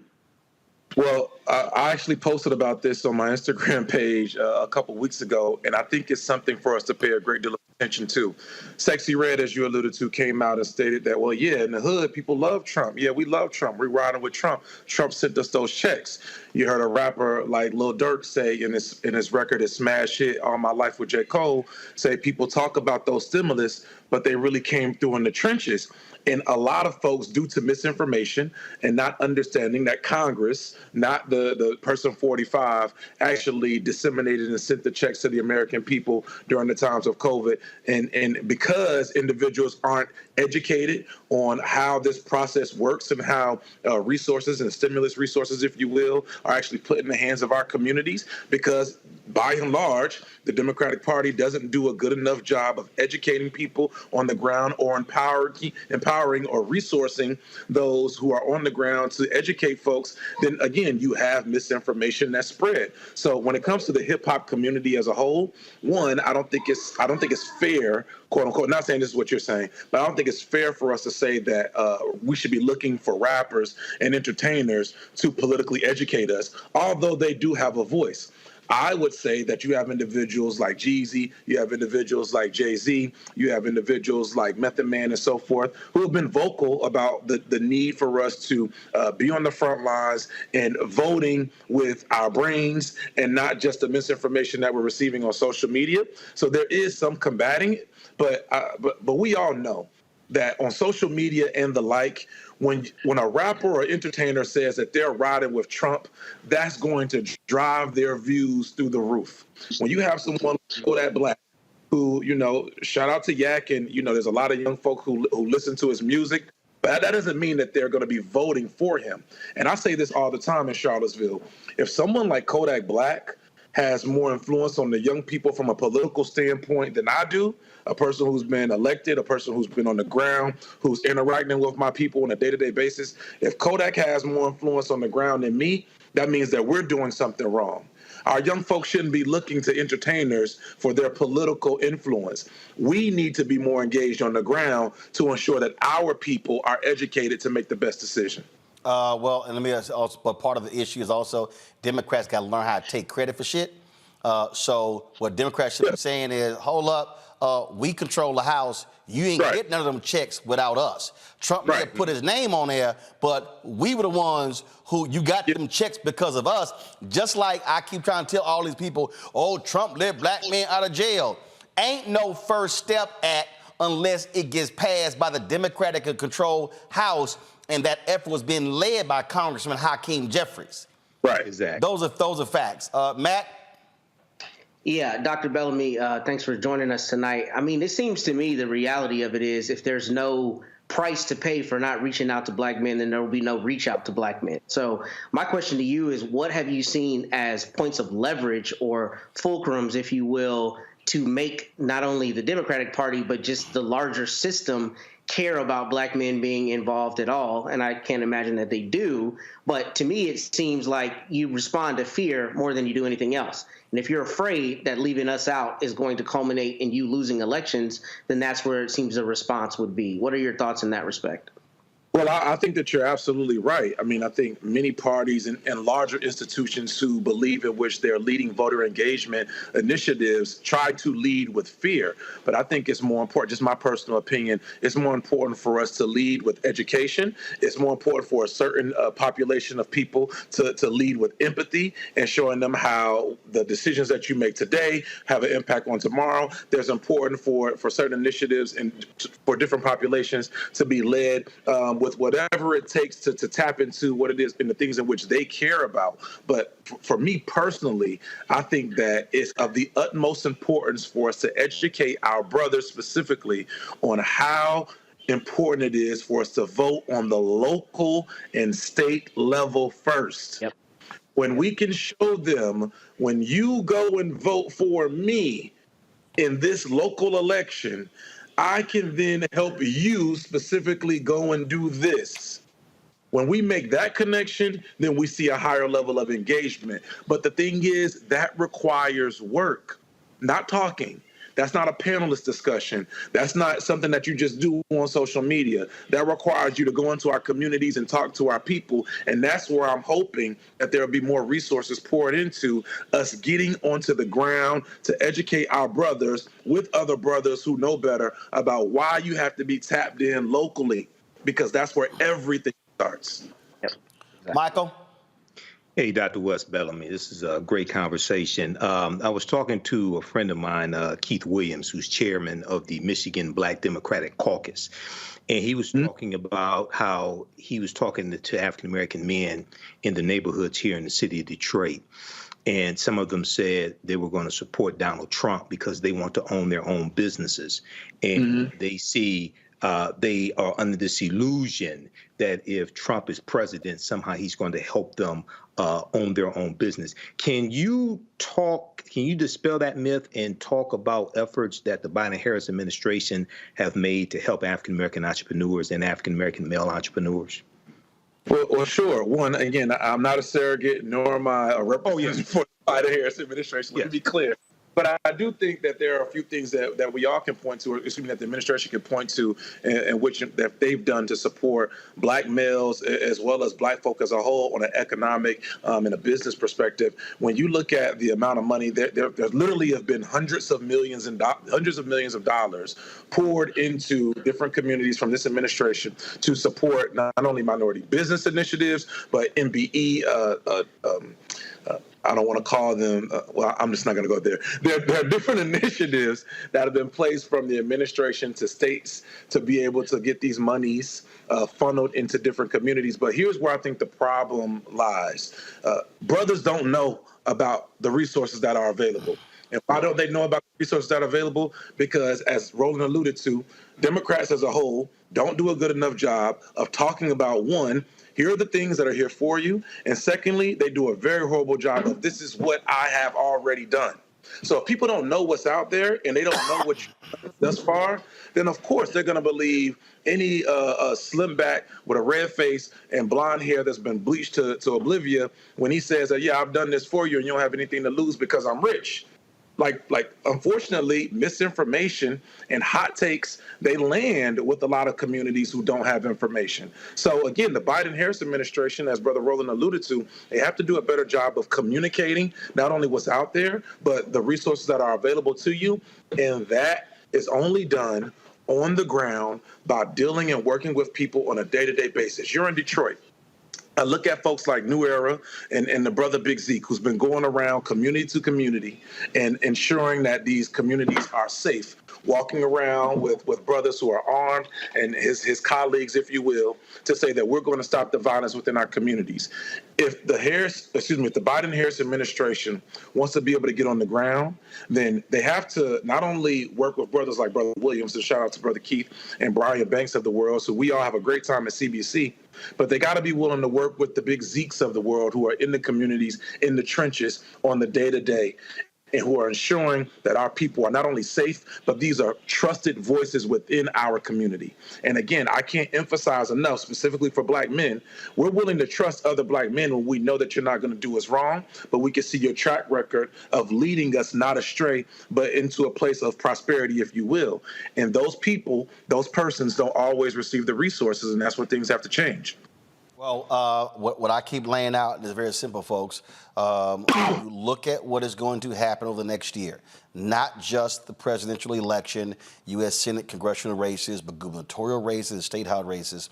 There are issues that specifically impact Black people, and I don't care what anybody says, the Republican Party, if you look at how they're trying to screw Black voters in Georgia, Florida, Alabama, Louisiana, I can go on and on, North Carolina, Texas, they ain't looking out for Black folks. Let's just be real clear. So this ain't, oh my God, you're loving a party. No, I'm looking at facts. Every state I just named, they specifically have been trying to disenfranchise Black voters. Every single one. Those are facts. And I dare anybody on the right to try to dispute them. Wes, I appreciate it. Thanks a lot. Thank you, my brother. Until next time. Yes, sir. Yo. What the hell was that? I just had to let you know I showed you some love initially, and like I said, yo, thanks for having me, good brother. Oh, what is that, yo? I don't know what that little yo. Here we go. But I did say you did an okay job. That's what that means. That sign means okay. All right. All right, folks, we're going to be in Richmond on Thursday with our next town hall with the House Virginia Democrats. Want y'all to come on out. Virginia Union University, we're going to be on the yard. So I want everybody to show up to Virginia Union. We want to pack the joint out, talking about the local elections, what's happening, the state elections. And so we'll see y'all at 6 p.m. on Thursday at Virginia Union University. All right, folks, got to go to a break. We come back. More Roland Martin Unfiltered on the Black Star Network. Be sure to join our Brain the Funk fan club. Send your check and money order. P.O. Box 57196, Washington, D.C. 20037-0196. Cash App, $RM Unfiltered. PayPal, R Martin Unfiltered. Venmo's RM Unfiltered. Zelle, Roland at RolandSMartin.com. Roland at RolandMartinUnfiltered.com. We'll be right back. Hatred on the streets, a horrific scene, a white nationalist rally that descended into deadly violence. White people are losing their damn minds. An angry pro-Trump mob storms the U.S. Capitol. We've seen We're about to see the rise of what I call white minority resistance. We have seen white folks in this country who simply cannot tolerate black folks voting. I think what we're seeing is the inevitable result of violent denial. This is part of American history. Every time that people of color have made progress, whether real or symbolic, there has been what Carol Anderson at Emory University calls white rage as a backlash. This is the rise of the Proud Boys and the Boogaloo Boys. America, there's going to be more of this. Here's all the Proud Boys, guys. This country is getting increasingly racist in its behaviors and its attitudes because of the fear of white people. The fear that they're taking our jobs, they're taking our resources, they're taking our women. This is white fear.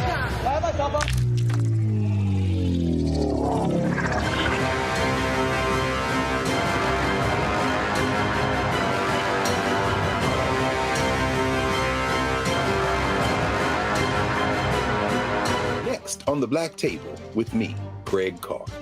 Immigrants lured off Texas streets and shipped to places like Martha's Vineyard and Washington, D.C. Believe it or not, we've seen it all before. You people in the North, you're so sympathetic to black people, you take them. 60 years ago, they called it the reverse freedom rides. Back then, Southern governors shipped black people north with the false promise of jobs and a better life.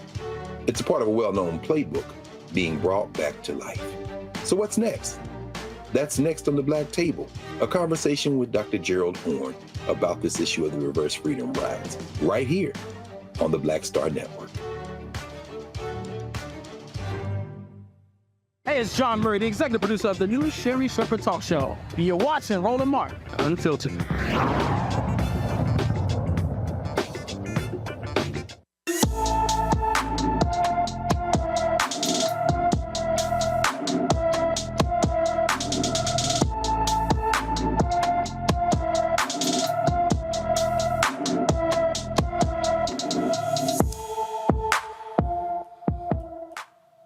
Anaya Burleson has been missing from her Dallas home since June 25th. The 16-year-old is 5 feet 5 inches tall, weighs 185 pounds, with black hair and brown eyes. Anyone with information about Anaya Burleson should call the Dallas Police Department at 214-744-4444, 214-744-4444. A Pennsylvania judge reinstates all charges, including murder, against a former Philadelphia police officer who killed a man at point-blank range. Common Pleas Court Judge Lillian Ransom overturned Judge Wendy Pugh's ruling regarding the facts of Mark Dial's case, and they should be established at a trial. Dial is facing murder, manslaughter, official oppression, and 4 other charges for the August 14th shooting death of 27-year-old Eddie Irizarry during a traffic stop. Dial's lawyers say he could have feared for his life because he thought Irizarry had a gun. They also say the murder charges require the presence of malice, and there is not enough proof that Dial acted maliciously. Well, okay, that's what they always say. A Georgia man was arrested for making racially motivated threats and shooting at his black neighbor. According to court documents, Mark Wheeler, 73 years old, fired a .22 caliber revolver in the direction of the victim and the victim's dwelling while yelling racial slurs. Wheeler is accused of violating the Fair Housing Act's criminal provision banning force or threat of force to intimidate or interfere with housing rights based on race. He was also charged with unlawful firearm use while committing that civil rights violation. If convicted, he faces a maximum penalty of 10 years in prison and a $250,000 fine for both the civil rights and firearm charges. A federal district court judge will determine after any sentence after considering the U.S. sentencing guidelines and other statutory factors. Three former Mississippi Department of Corrections officers have been sentenced for using excessive force against an inmate. Jessica Hill and LaToya Richardson, along with case manager Nicole Moore, pled guilty to the July 11, 2019 incident that happened at the Central Mississippi Correctional Facility, where the trio assaulted a defenseless inmate while she was in the fetal position. Hill was sentenced to 3 years and 1 month in prison, 2 years of supervised release, and a $1,500 fine. Richardson was sentenced to 3 years and 1 month in prison, 2 years of supervised release, and a $1,500 fine. Moore was sentenced to 2 years in prison, 2 years of supervised release, and a $1,500 fine. Boy, that must be something there, Matt, for you to be prison guards, now your ass in prison. Yeah, that is something. And I have a case that I'm going to be trying in Houston, actually, in April. That's not exactly this set of facts, but it revolves around the same issue about inmates' treatment by prison guards. And it's tragic what happens in a lot of prisons and how often it goes unaccounted for. So I'm glad that here the Department of Justice, again, knocked it out of the park and holding people accountable, because, you know, the 8th Amendment to the Constitution says no cruel and unusual punishment. And very often people think that, you know, inmates don't have rights. So this is good, because when people go to prison, they are still people who are still deserving of protection, irrespective of what put them in prison, right? So I'm glad that the Department of Justice here held these women accountable, because them attacking an inmate is not only unconscionable, but it's especially unconscionable when the person is not fighting back, when you're in the fetal position. So it's important that they continue to hold people like this to task, and I'm glad that they did. I swear, I can't tell you how many times we keep seeing the DOJ do this, Makongo, and White House. Y'all might want to take credit for this stuff. Yo, I mean, they can't just keep having these little press releases on, like, you know, X or Twitter and these little websites that nobody's reading, because this is another major victory. I mean, just when you talked about a couple of days ago with the whole redlining decision as well, this Justice Department has been very, you know, we always feel like they move too slowly, but when they strike and they strike hard.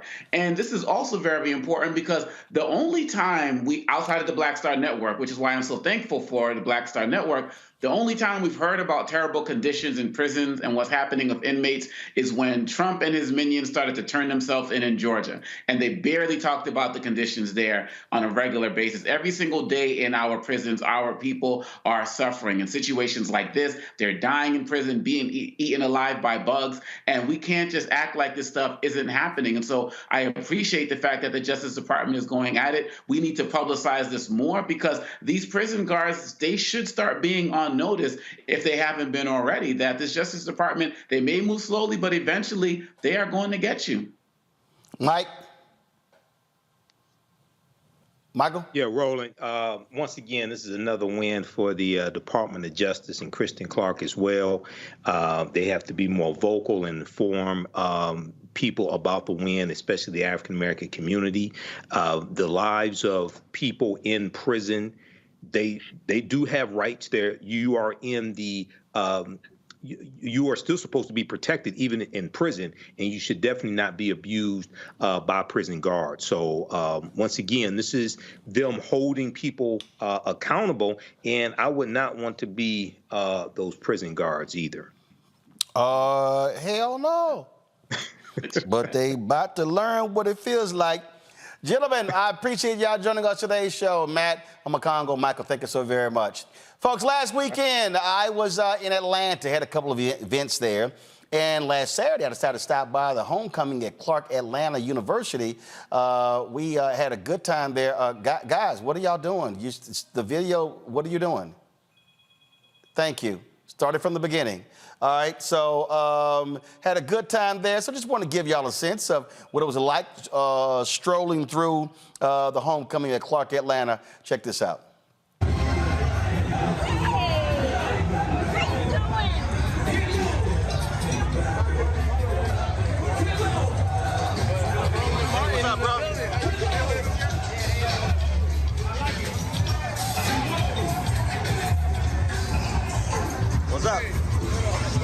Y'all good? What's happening? What's up, bro? You good? How you doing? All good?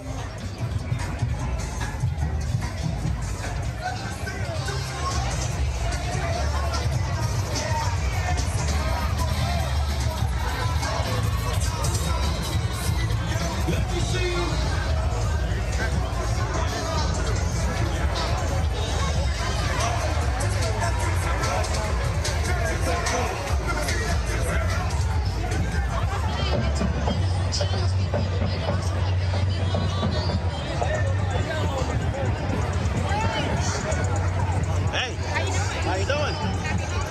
Absolutely. What's up, bro?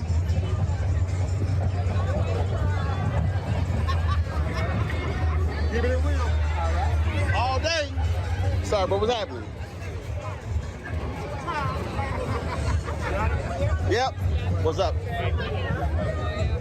What's up?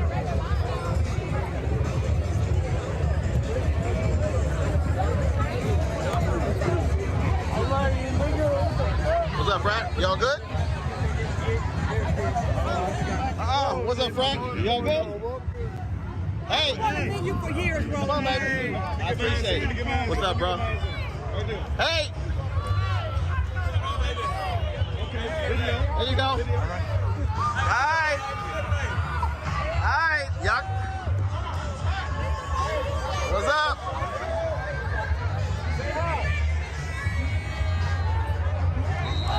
Alright.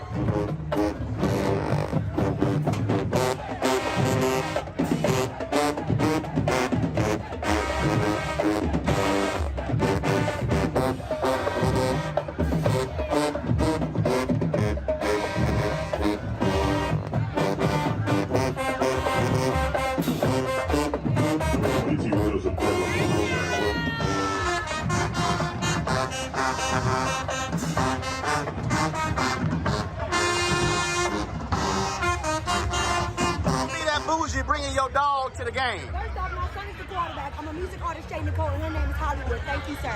Really, your dog is named Hollywood? My dog's name is Pass Hollywood. incomplete. How you gonna bring your dog to the game? Joseph Douglas, the intended receiver on the play. She's the mascot. That's a dog. Gives the ball to Central State. First down That's to 10. a dog. Well, this is my dog. You bougie black people, y'all just look at dogs belong outside. Wouldn't have it no other way, baby. She go to every game, ain't never miss a game. Oh Lord.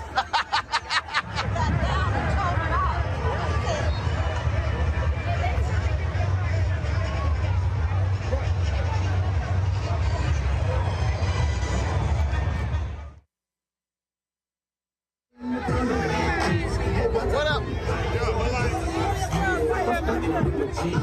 Who's over here? Who's over here?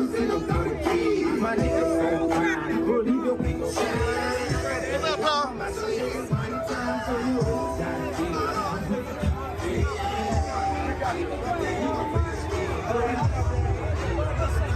What up, what up, what up? Let's get this picture, Brad. What up? What's happening?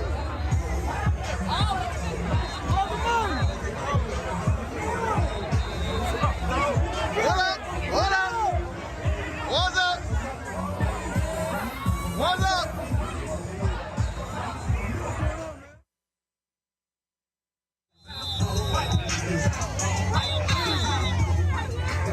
Where we go? What's up?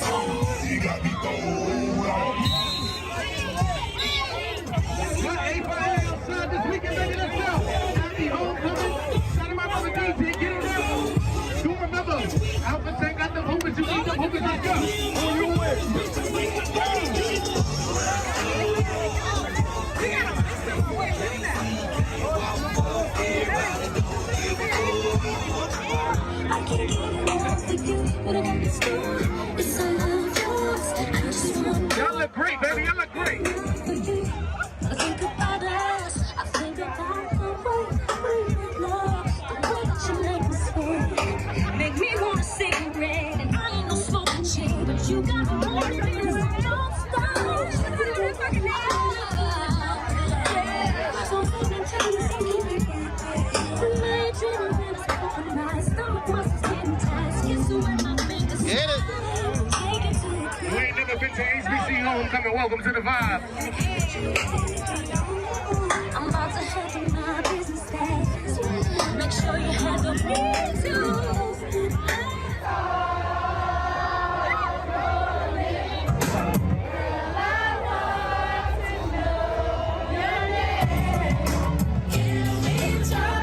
Sing it. Y'all sing it.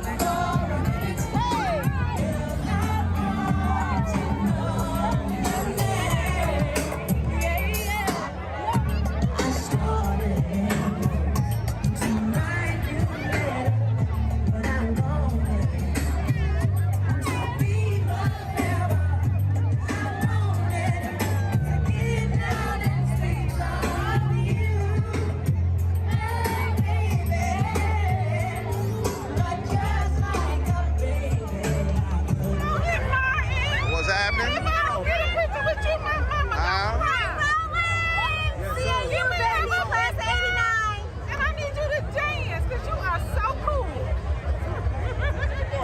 What's up, Doc? You good? Yes, sir. Nah, so it's this right here. How you doing, my What's man? going on? Y'all good? Yeah, man. What's up, bro? I appreciate it. Appreciate it. Huh? Hey, what's up? You gonna go to the Apple tent? I did. Hey, fine, nigga. 15 years, man. Hey. All right. There you go. Let's go. Apple pie tent, man. You said no? Yeah, I said yeah. Oh, we take a picture with you though. All right. There you go, man.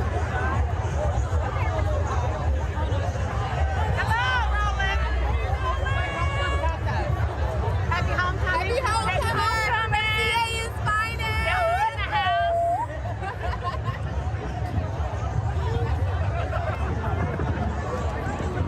What's happening? Hey. Like Atlanta. Really? She over here saying, she said, hey, she forgot my name. Yeah, you heard me. I hear everything. It's Roland Martin. Roland Martin. I knew Yes. I hear everything. Nice to meet you. Likewise. Can you come to the alumni tent for me, please? What? The alumni tent. The alumni All right, come on. association. Come on. All right, come on. Thank you. Come on. Can I get a picture of Come on. my God. What's up, bro? Where's Lori? Introversa. Our VP of Alumni Engagement is here. What y'all? How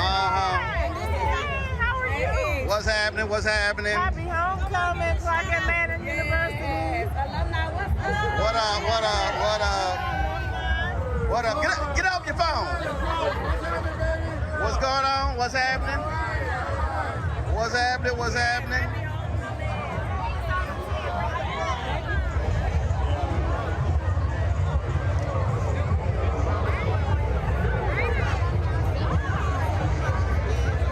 You good? What's happening? What's going on? I want to. Happy homecoming. What's going on? What's happening? What's happening? There you go.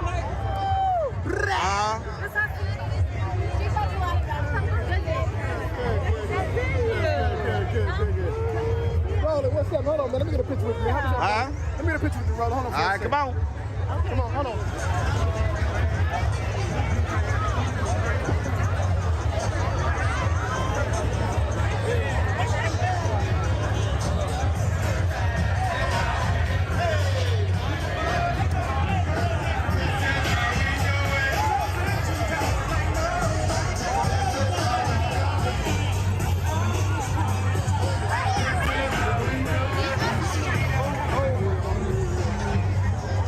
CAU, this is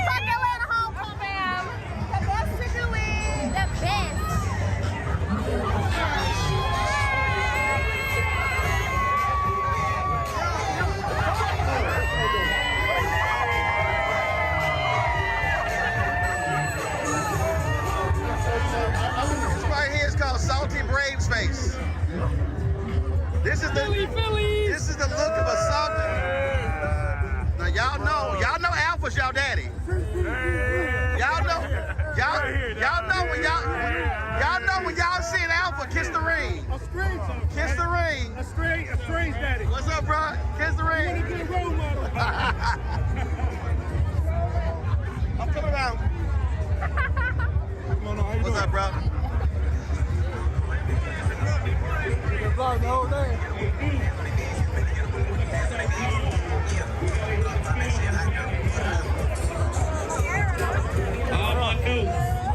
What up? How you doing? Y'all good? Hold on, wait. Hold on. Let's do this.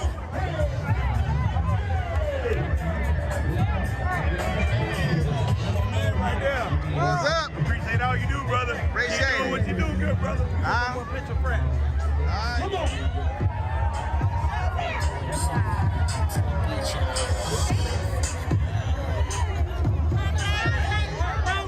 Huh?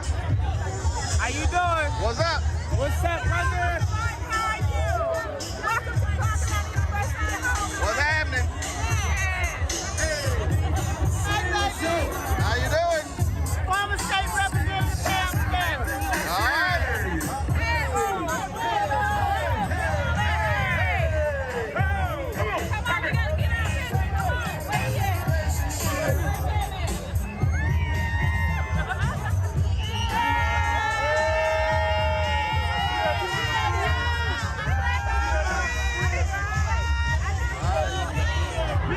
Let's find out where we're going to get together. Rolling. Hey, what's up? What's up? So What's up? And it's going to do What's it. happening? I need a picture of you.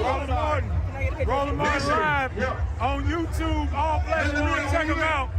I look at them every day, even when I'm driving the tractor trailer, because we ain't got enough drivers. That's what they say. You back with that dog? You back with that dog? That dog is always here, baby. Say, hey, Hollywood. Hollywood, baby. That's a doggone shame. That's a doggone shame. She's never missed a game, I think. Go home. Come on, team. Get the hell out of the tent, right? I'm trying to get through. If you're not on the football team, you need to exit the tent right now. Football players only right now. No, we regulate. We regulate. I appreciate how you doing, man. That's what we do.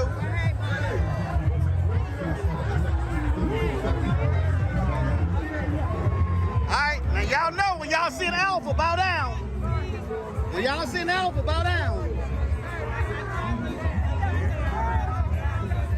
Huh? Huh?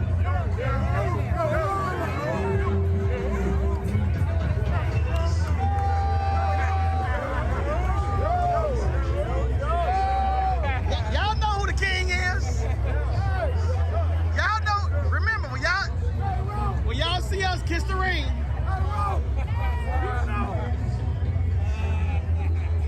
You know Atlanta's an alpha city. That's why it starts with an A.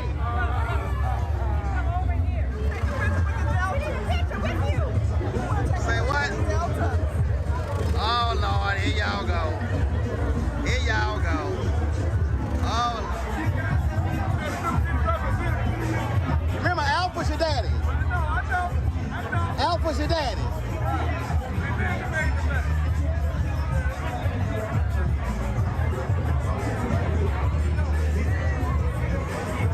Alpha's y'all daddy too.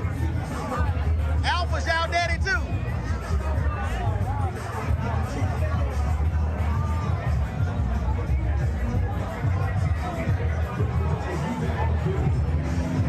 Hey, hey.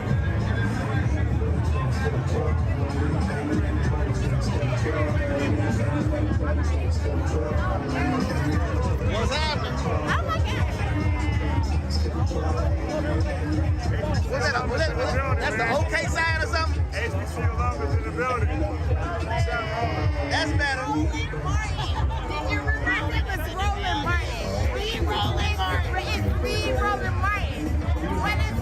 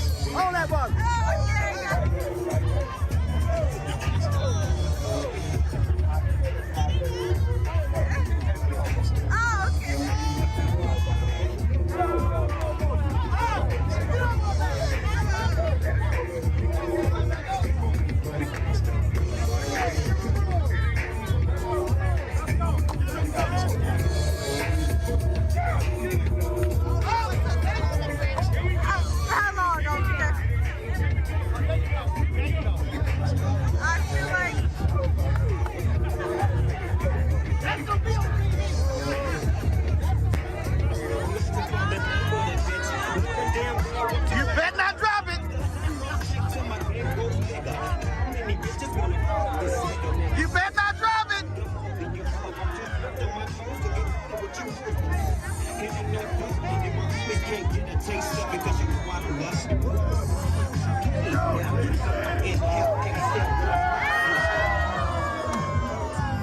told you don't drop it.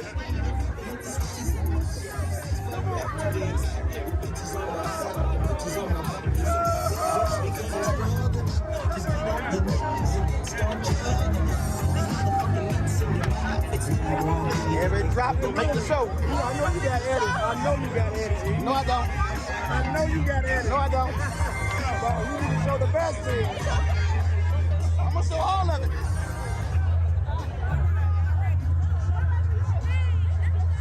Hey, what's happening?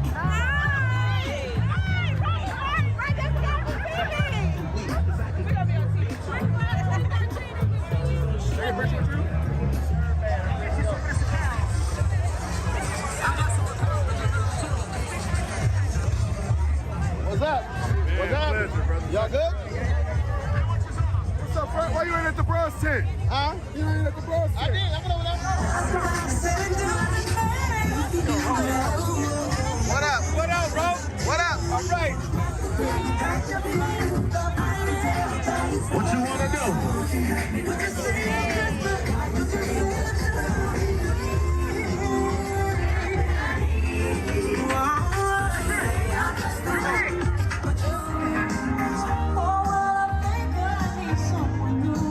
That's how I know your mama young. You all know this, that's how I know your mama young too.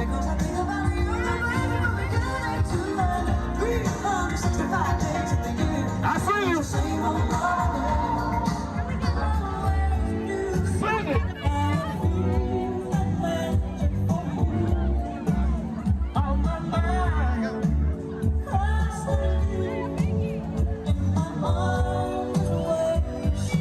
Who know the words? How it go? I gotta hear you. I gotta say they know it. What's up, big homie? Everybody sing it. I said I'm caught up in the rain.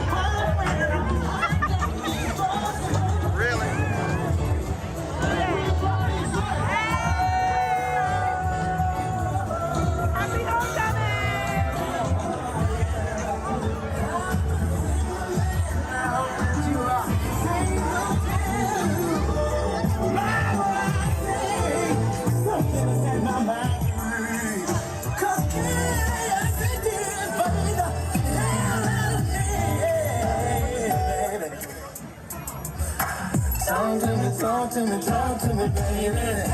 Talk to me. Oh, baby.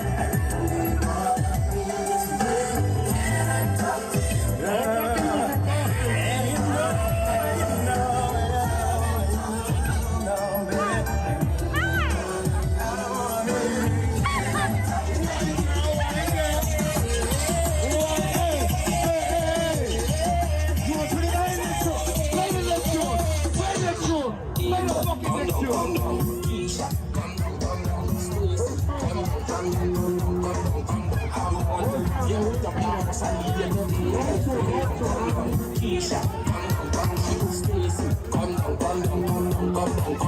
don't want to leave you on top of the house. I need you to come down here for me now. She only claiming she rocking with boss, but finally to take back the outfit she unite. She only pick up with I need you to dance. Oh, I want to see you right now. You ain't the one right now. You ain't the one. I don't think so. I don't think so.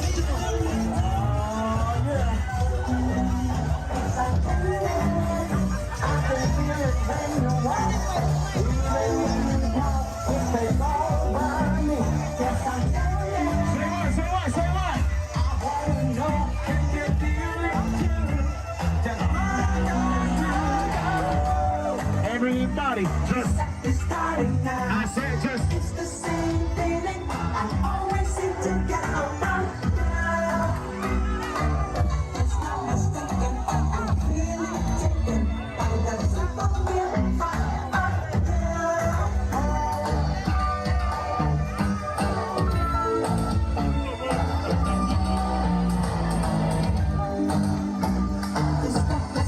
It's beautiful.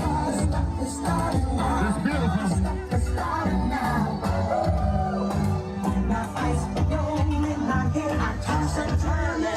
I love it. I love it.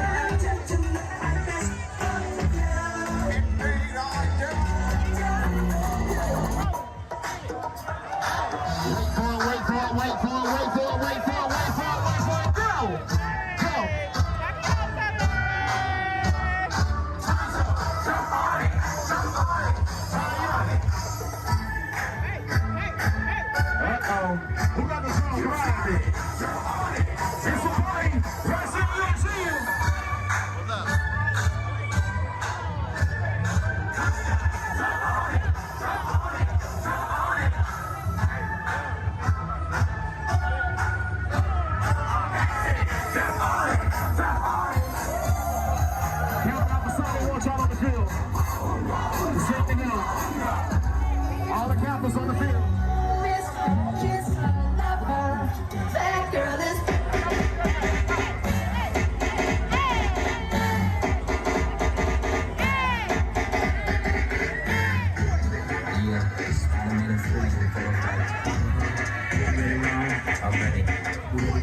I'm ready, so I got you. Girl, I must know you. Something strange in my mind. Oh, wait.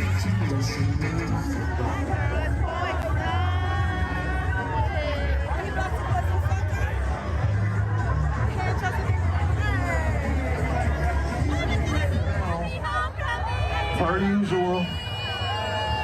Alright, the PD, they shut us down. CAU shut us down. So, but listen, after party at Hot Dog Factory tomorrow, Whiskey Mistress, runcau.com. Check out Run the, yeah, just talk to the police.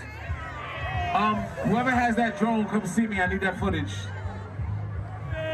Alright. Mario, we gotta get you in. We love you, Roland. We love you. Oh, there you go. You get our family. Always. Love, love, love. Love, love. Handle your business. Handle your business.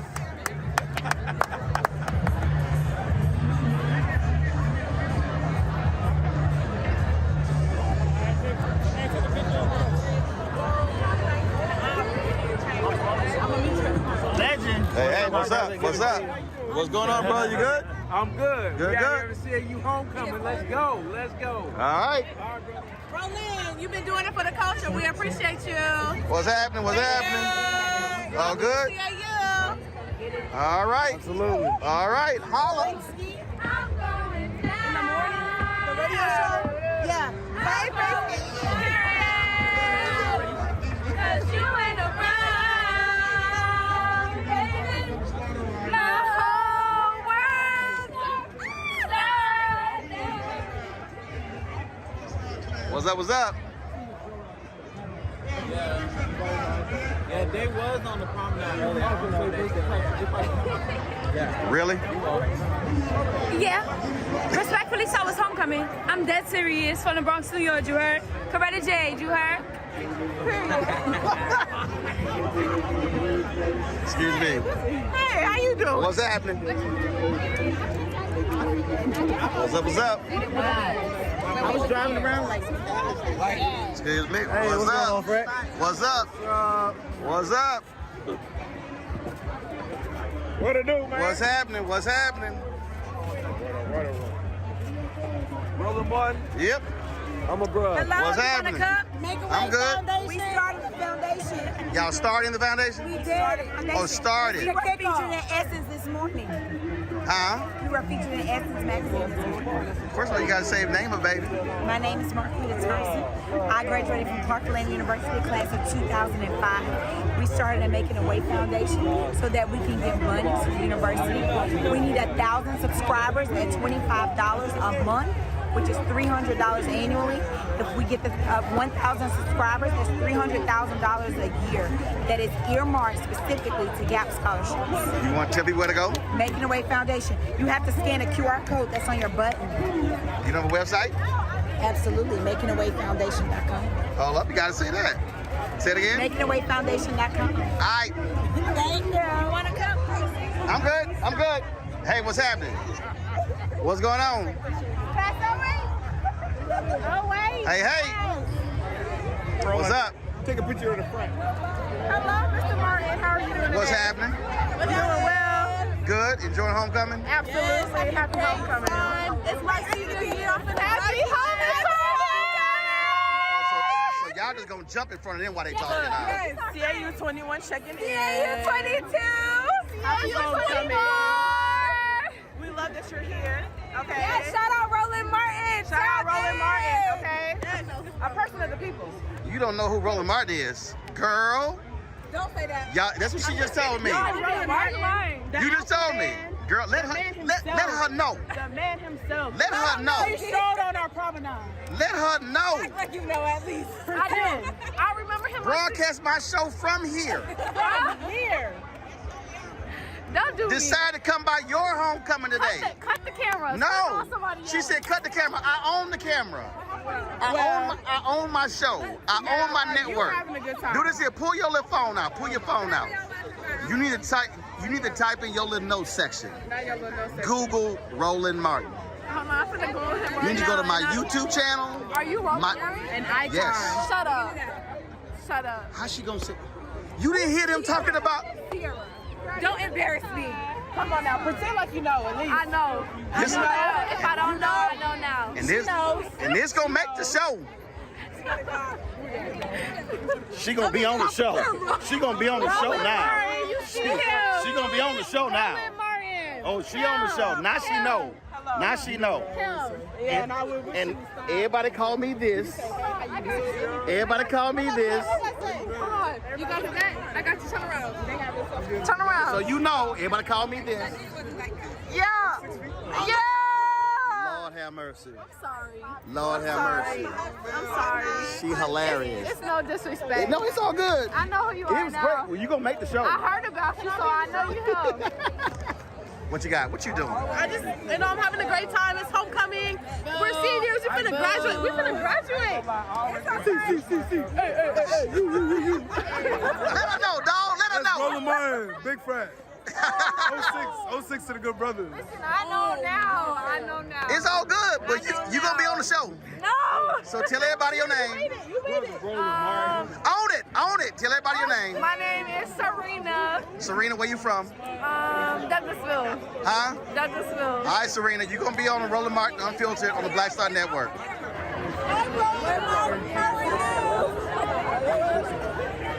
What's happening? What's happening? Can I take a picture with you? What's going on? Is it okay if I take a picture? No. Yeah, come on. Happy homecoming. Yes, happy homecoming. C.A. What up? What up?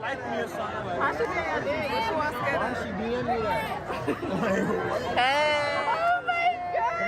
What was that lady? What was her name? What was her name? That lady that worked there? I remember. Yes, welcome to Clark, Atlanta. The illustrious, the all matriculated class of 08. Class of 08, say what's up. We on the morning show. She was like, well, I mean, I'm not involved. I'm a Phillies fan. Take that jersey off. Go Stros! Hey, Mr. Martin, take that off. Go man. Stros! Phillies. I'm sorry. This is the world champion jersey. Go Stros! I know, and y'all beat us. Not the runner-up jersey. Go Stros! H-Down! Y'all better focus on Arizona. I know. They giving us time. What's happening? How are you? How was homecoming? Homecoming was What is your Renaissance shoes? fabulous. How was it? Fabulous. Hold on, let me get in here. Renaissance Is this a video? How was homecoming? Yes, it's a video. Okay, you might want to say something. How was homecoming? I mean, you just walking up. Praise the Lord. How was homecoming? Really? That was how homecoming was? Praise the Lord. Homecoming was amazing. Can y'all? Homecoming was beyond. I don't know what to say. I just know homecoming was She don't know what to say. Okay. Homecoming was beyond. I enjoyed myself. Did you enjoy yourself? I didn't go here, but everyone was so warm, and they listened to my lies. Like They when I jamming act like King I George wasn't- over there. You finally had something to say? Because you were like over there just struggling. All right, y'all. So this woman here talking about I need to have her on the show. And she ain't even said nothing. She ain't said why. She ain't gave it no background, no nothing. Since she came, now what were you telling me? What were you? I said that she's a former prosecutor for the biggest. And you notice she didn't bother to give her name. She just like, all she said was, I want a photo. Yes. And then she says, I need to have him on, I'm a lawyer. Ain't said no name or nothing. It's Attorney Real Deal Neal. That's my name. Oh, that's your name. It's John Quell. Your mama named you Real Deal. Okay. Huh? Your mama named you Real Deal. What's your name? No, it is. It's John Quell Neal. Okay, gotcha. All right, okay. Back to what she do? She's a former prosecutor for the Fulton County District Attorney's Office. It's the same office that we've been seeing a lot in the headlines. Yes, about I'm aware. Yes. I'm Okay. aware. All right, I know what the Fulton County DA's office is.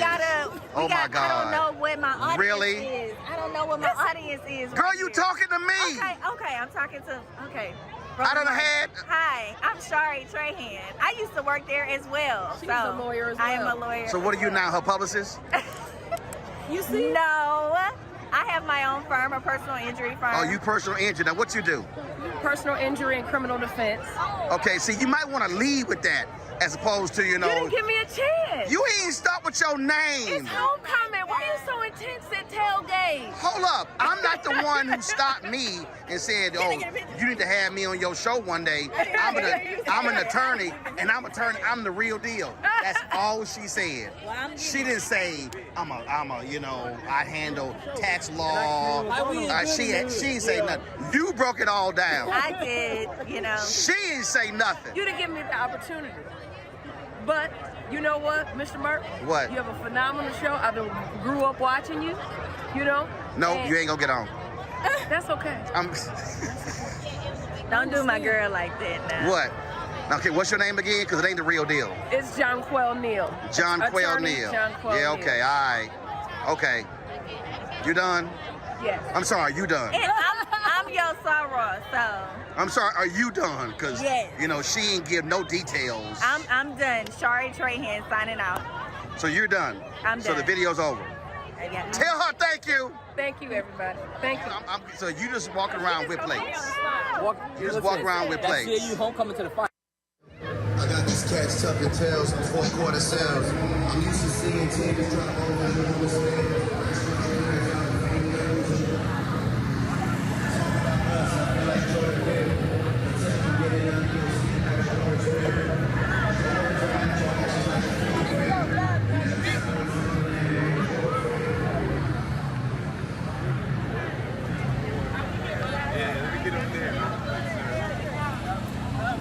That shit going viral. Seeing you. 17 years.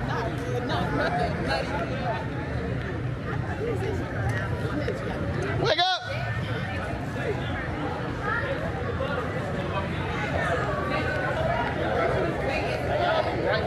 Y'all take care. Hold on to my guy.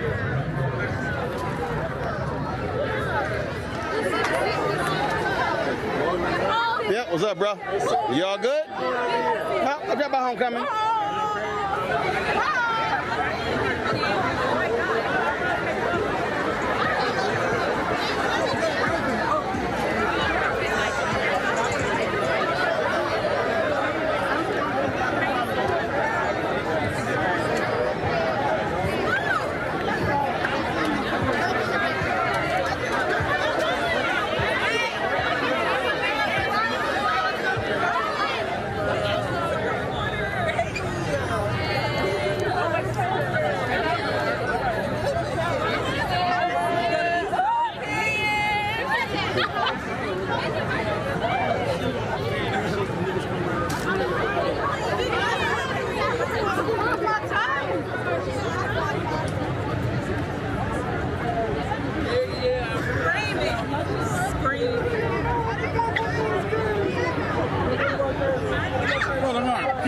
South Carolina State University.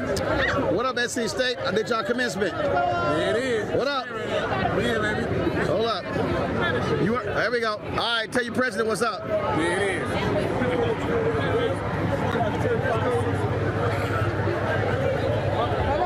I got you. What's going on? What's happening? I ain't gonna get hit. You got everybody in order? All right, don't tase nobody. Oh no, I ain't got time for nothing.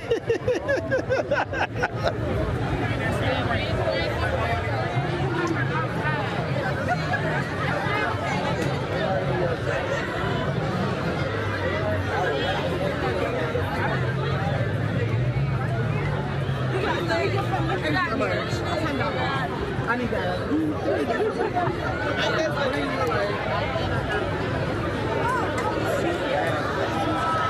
All right, folks, so that is it from 2023 Clark Atlanta University Homecoming. It's been a blast.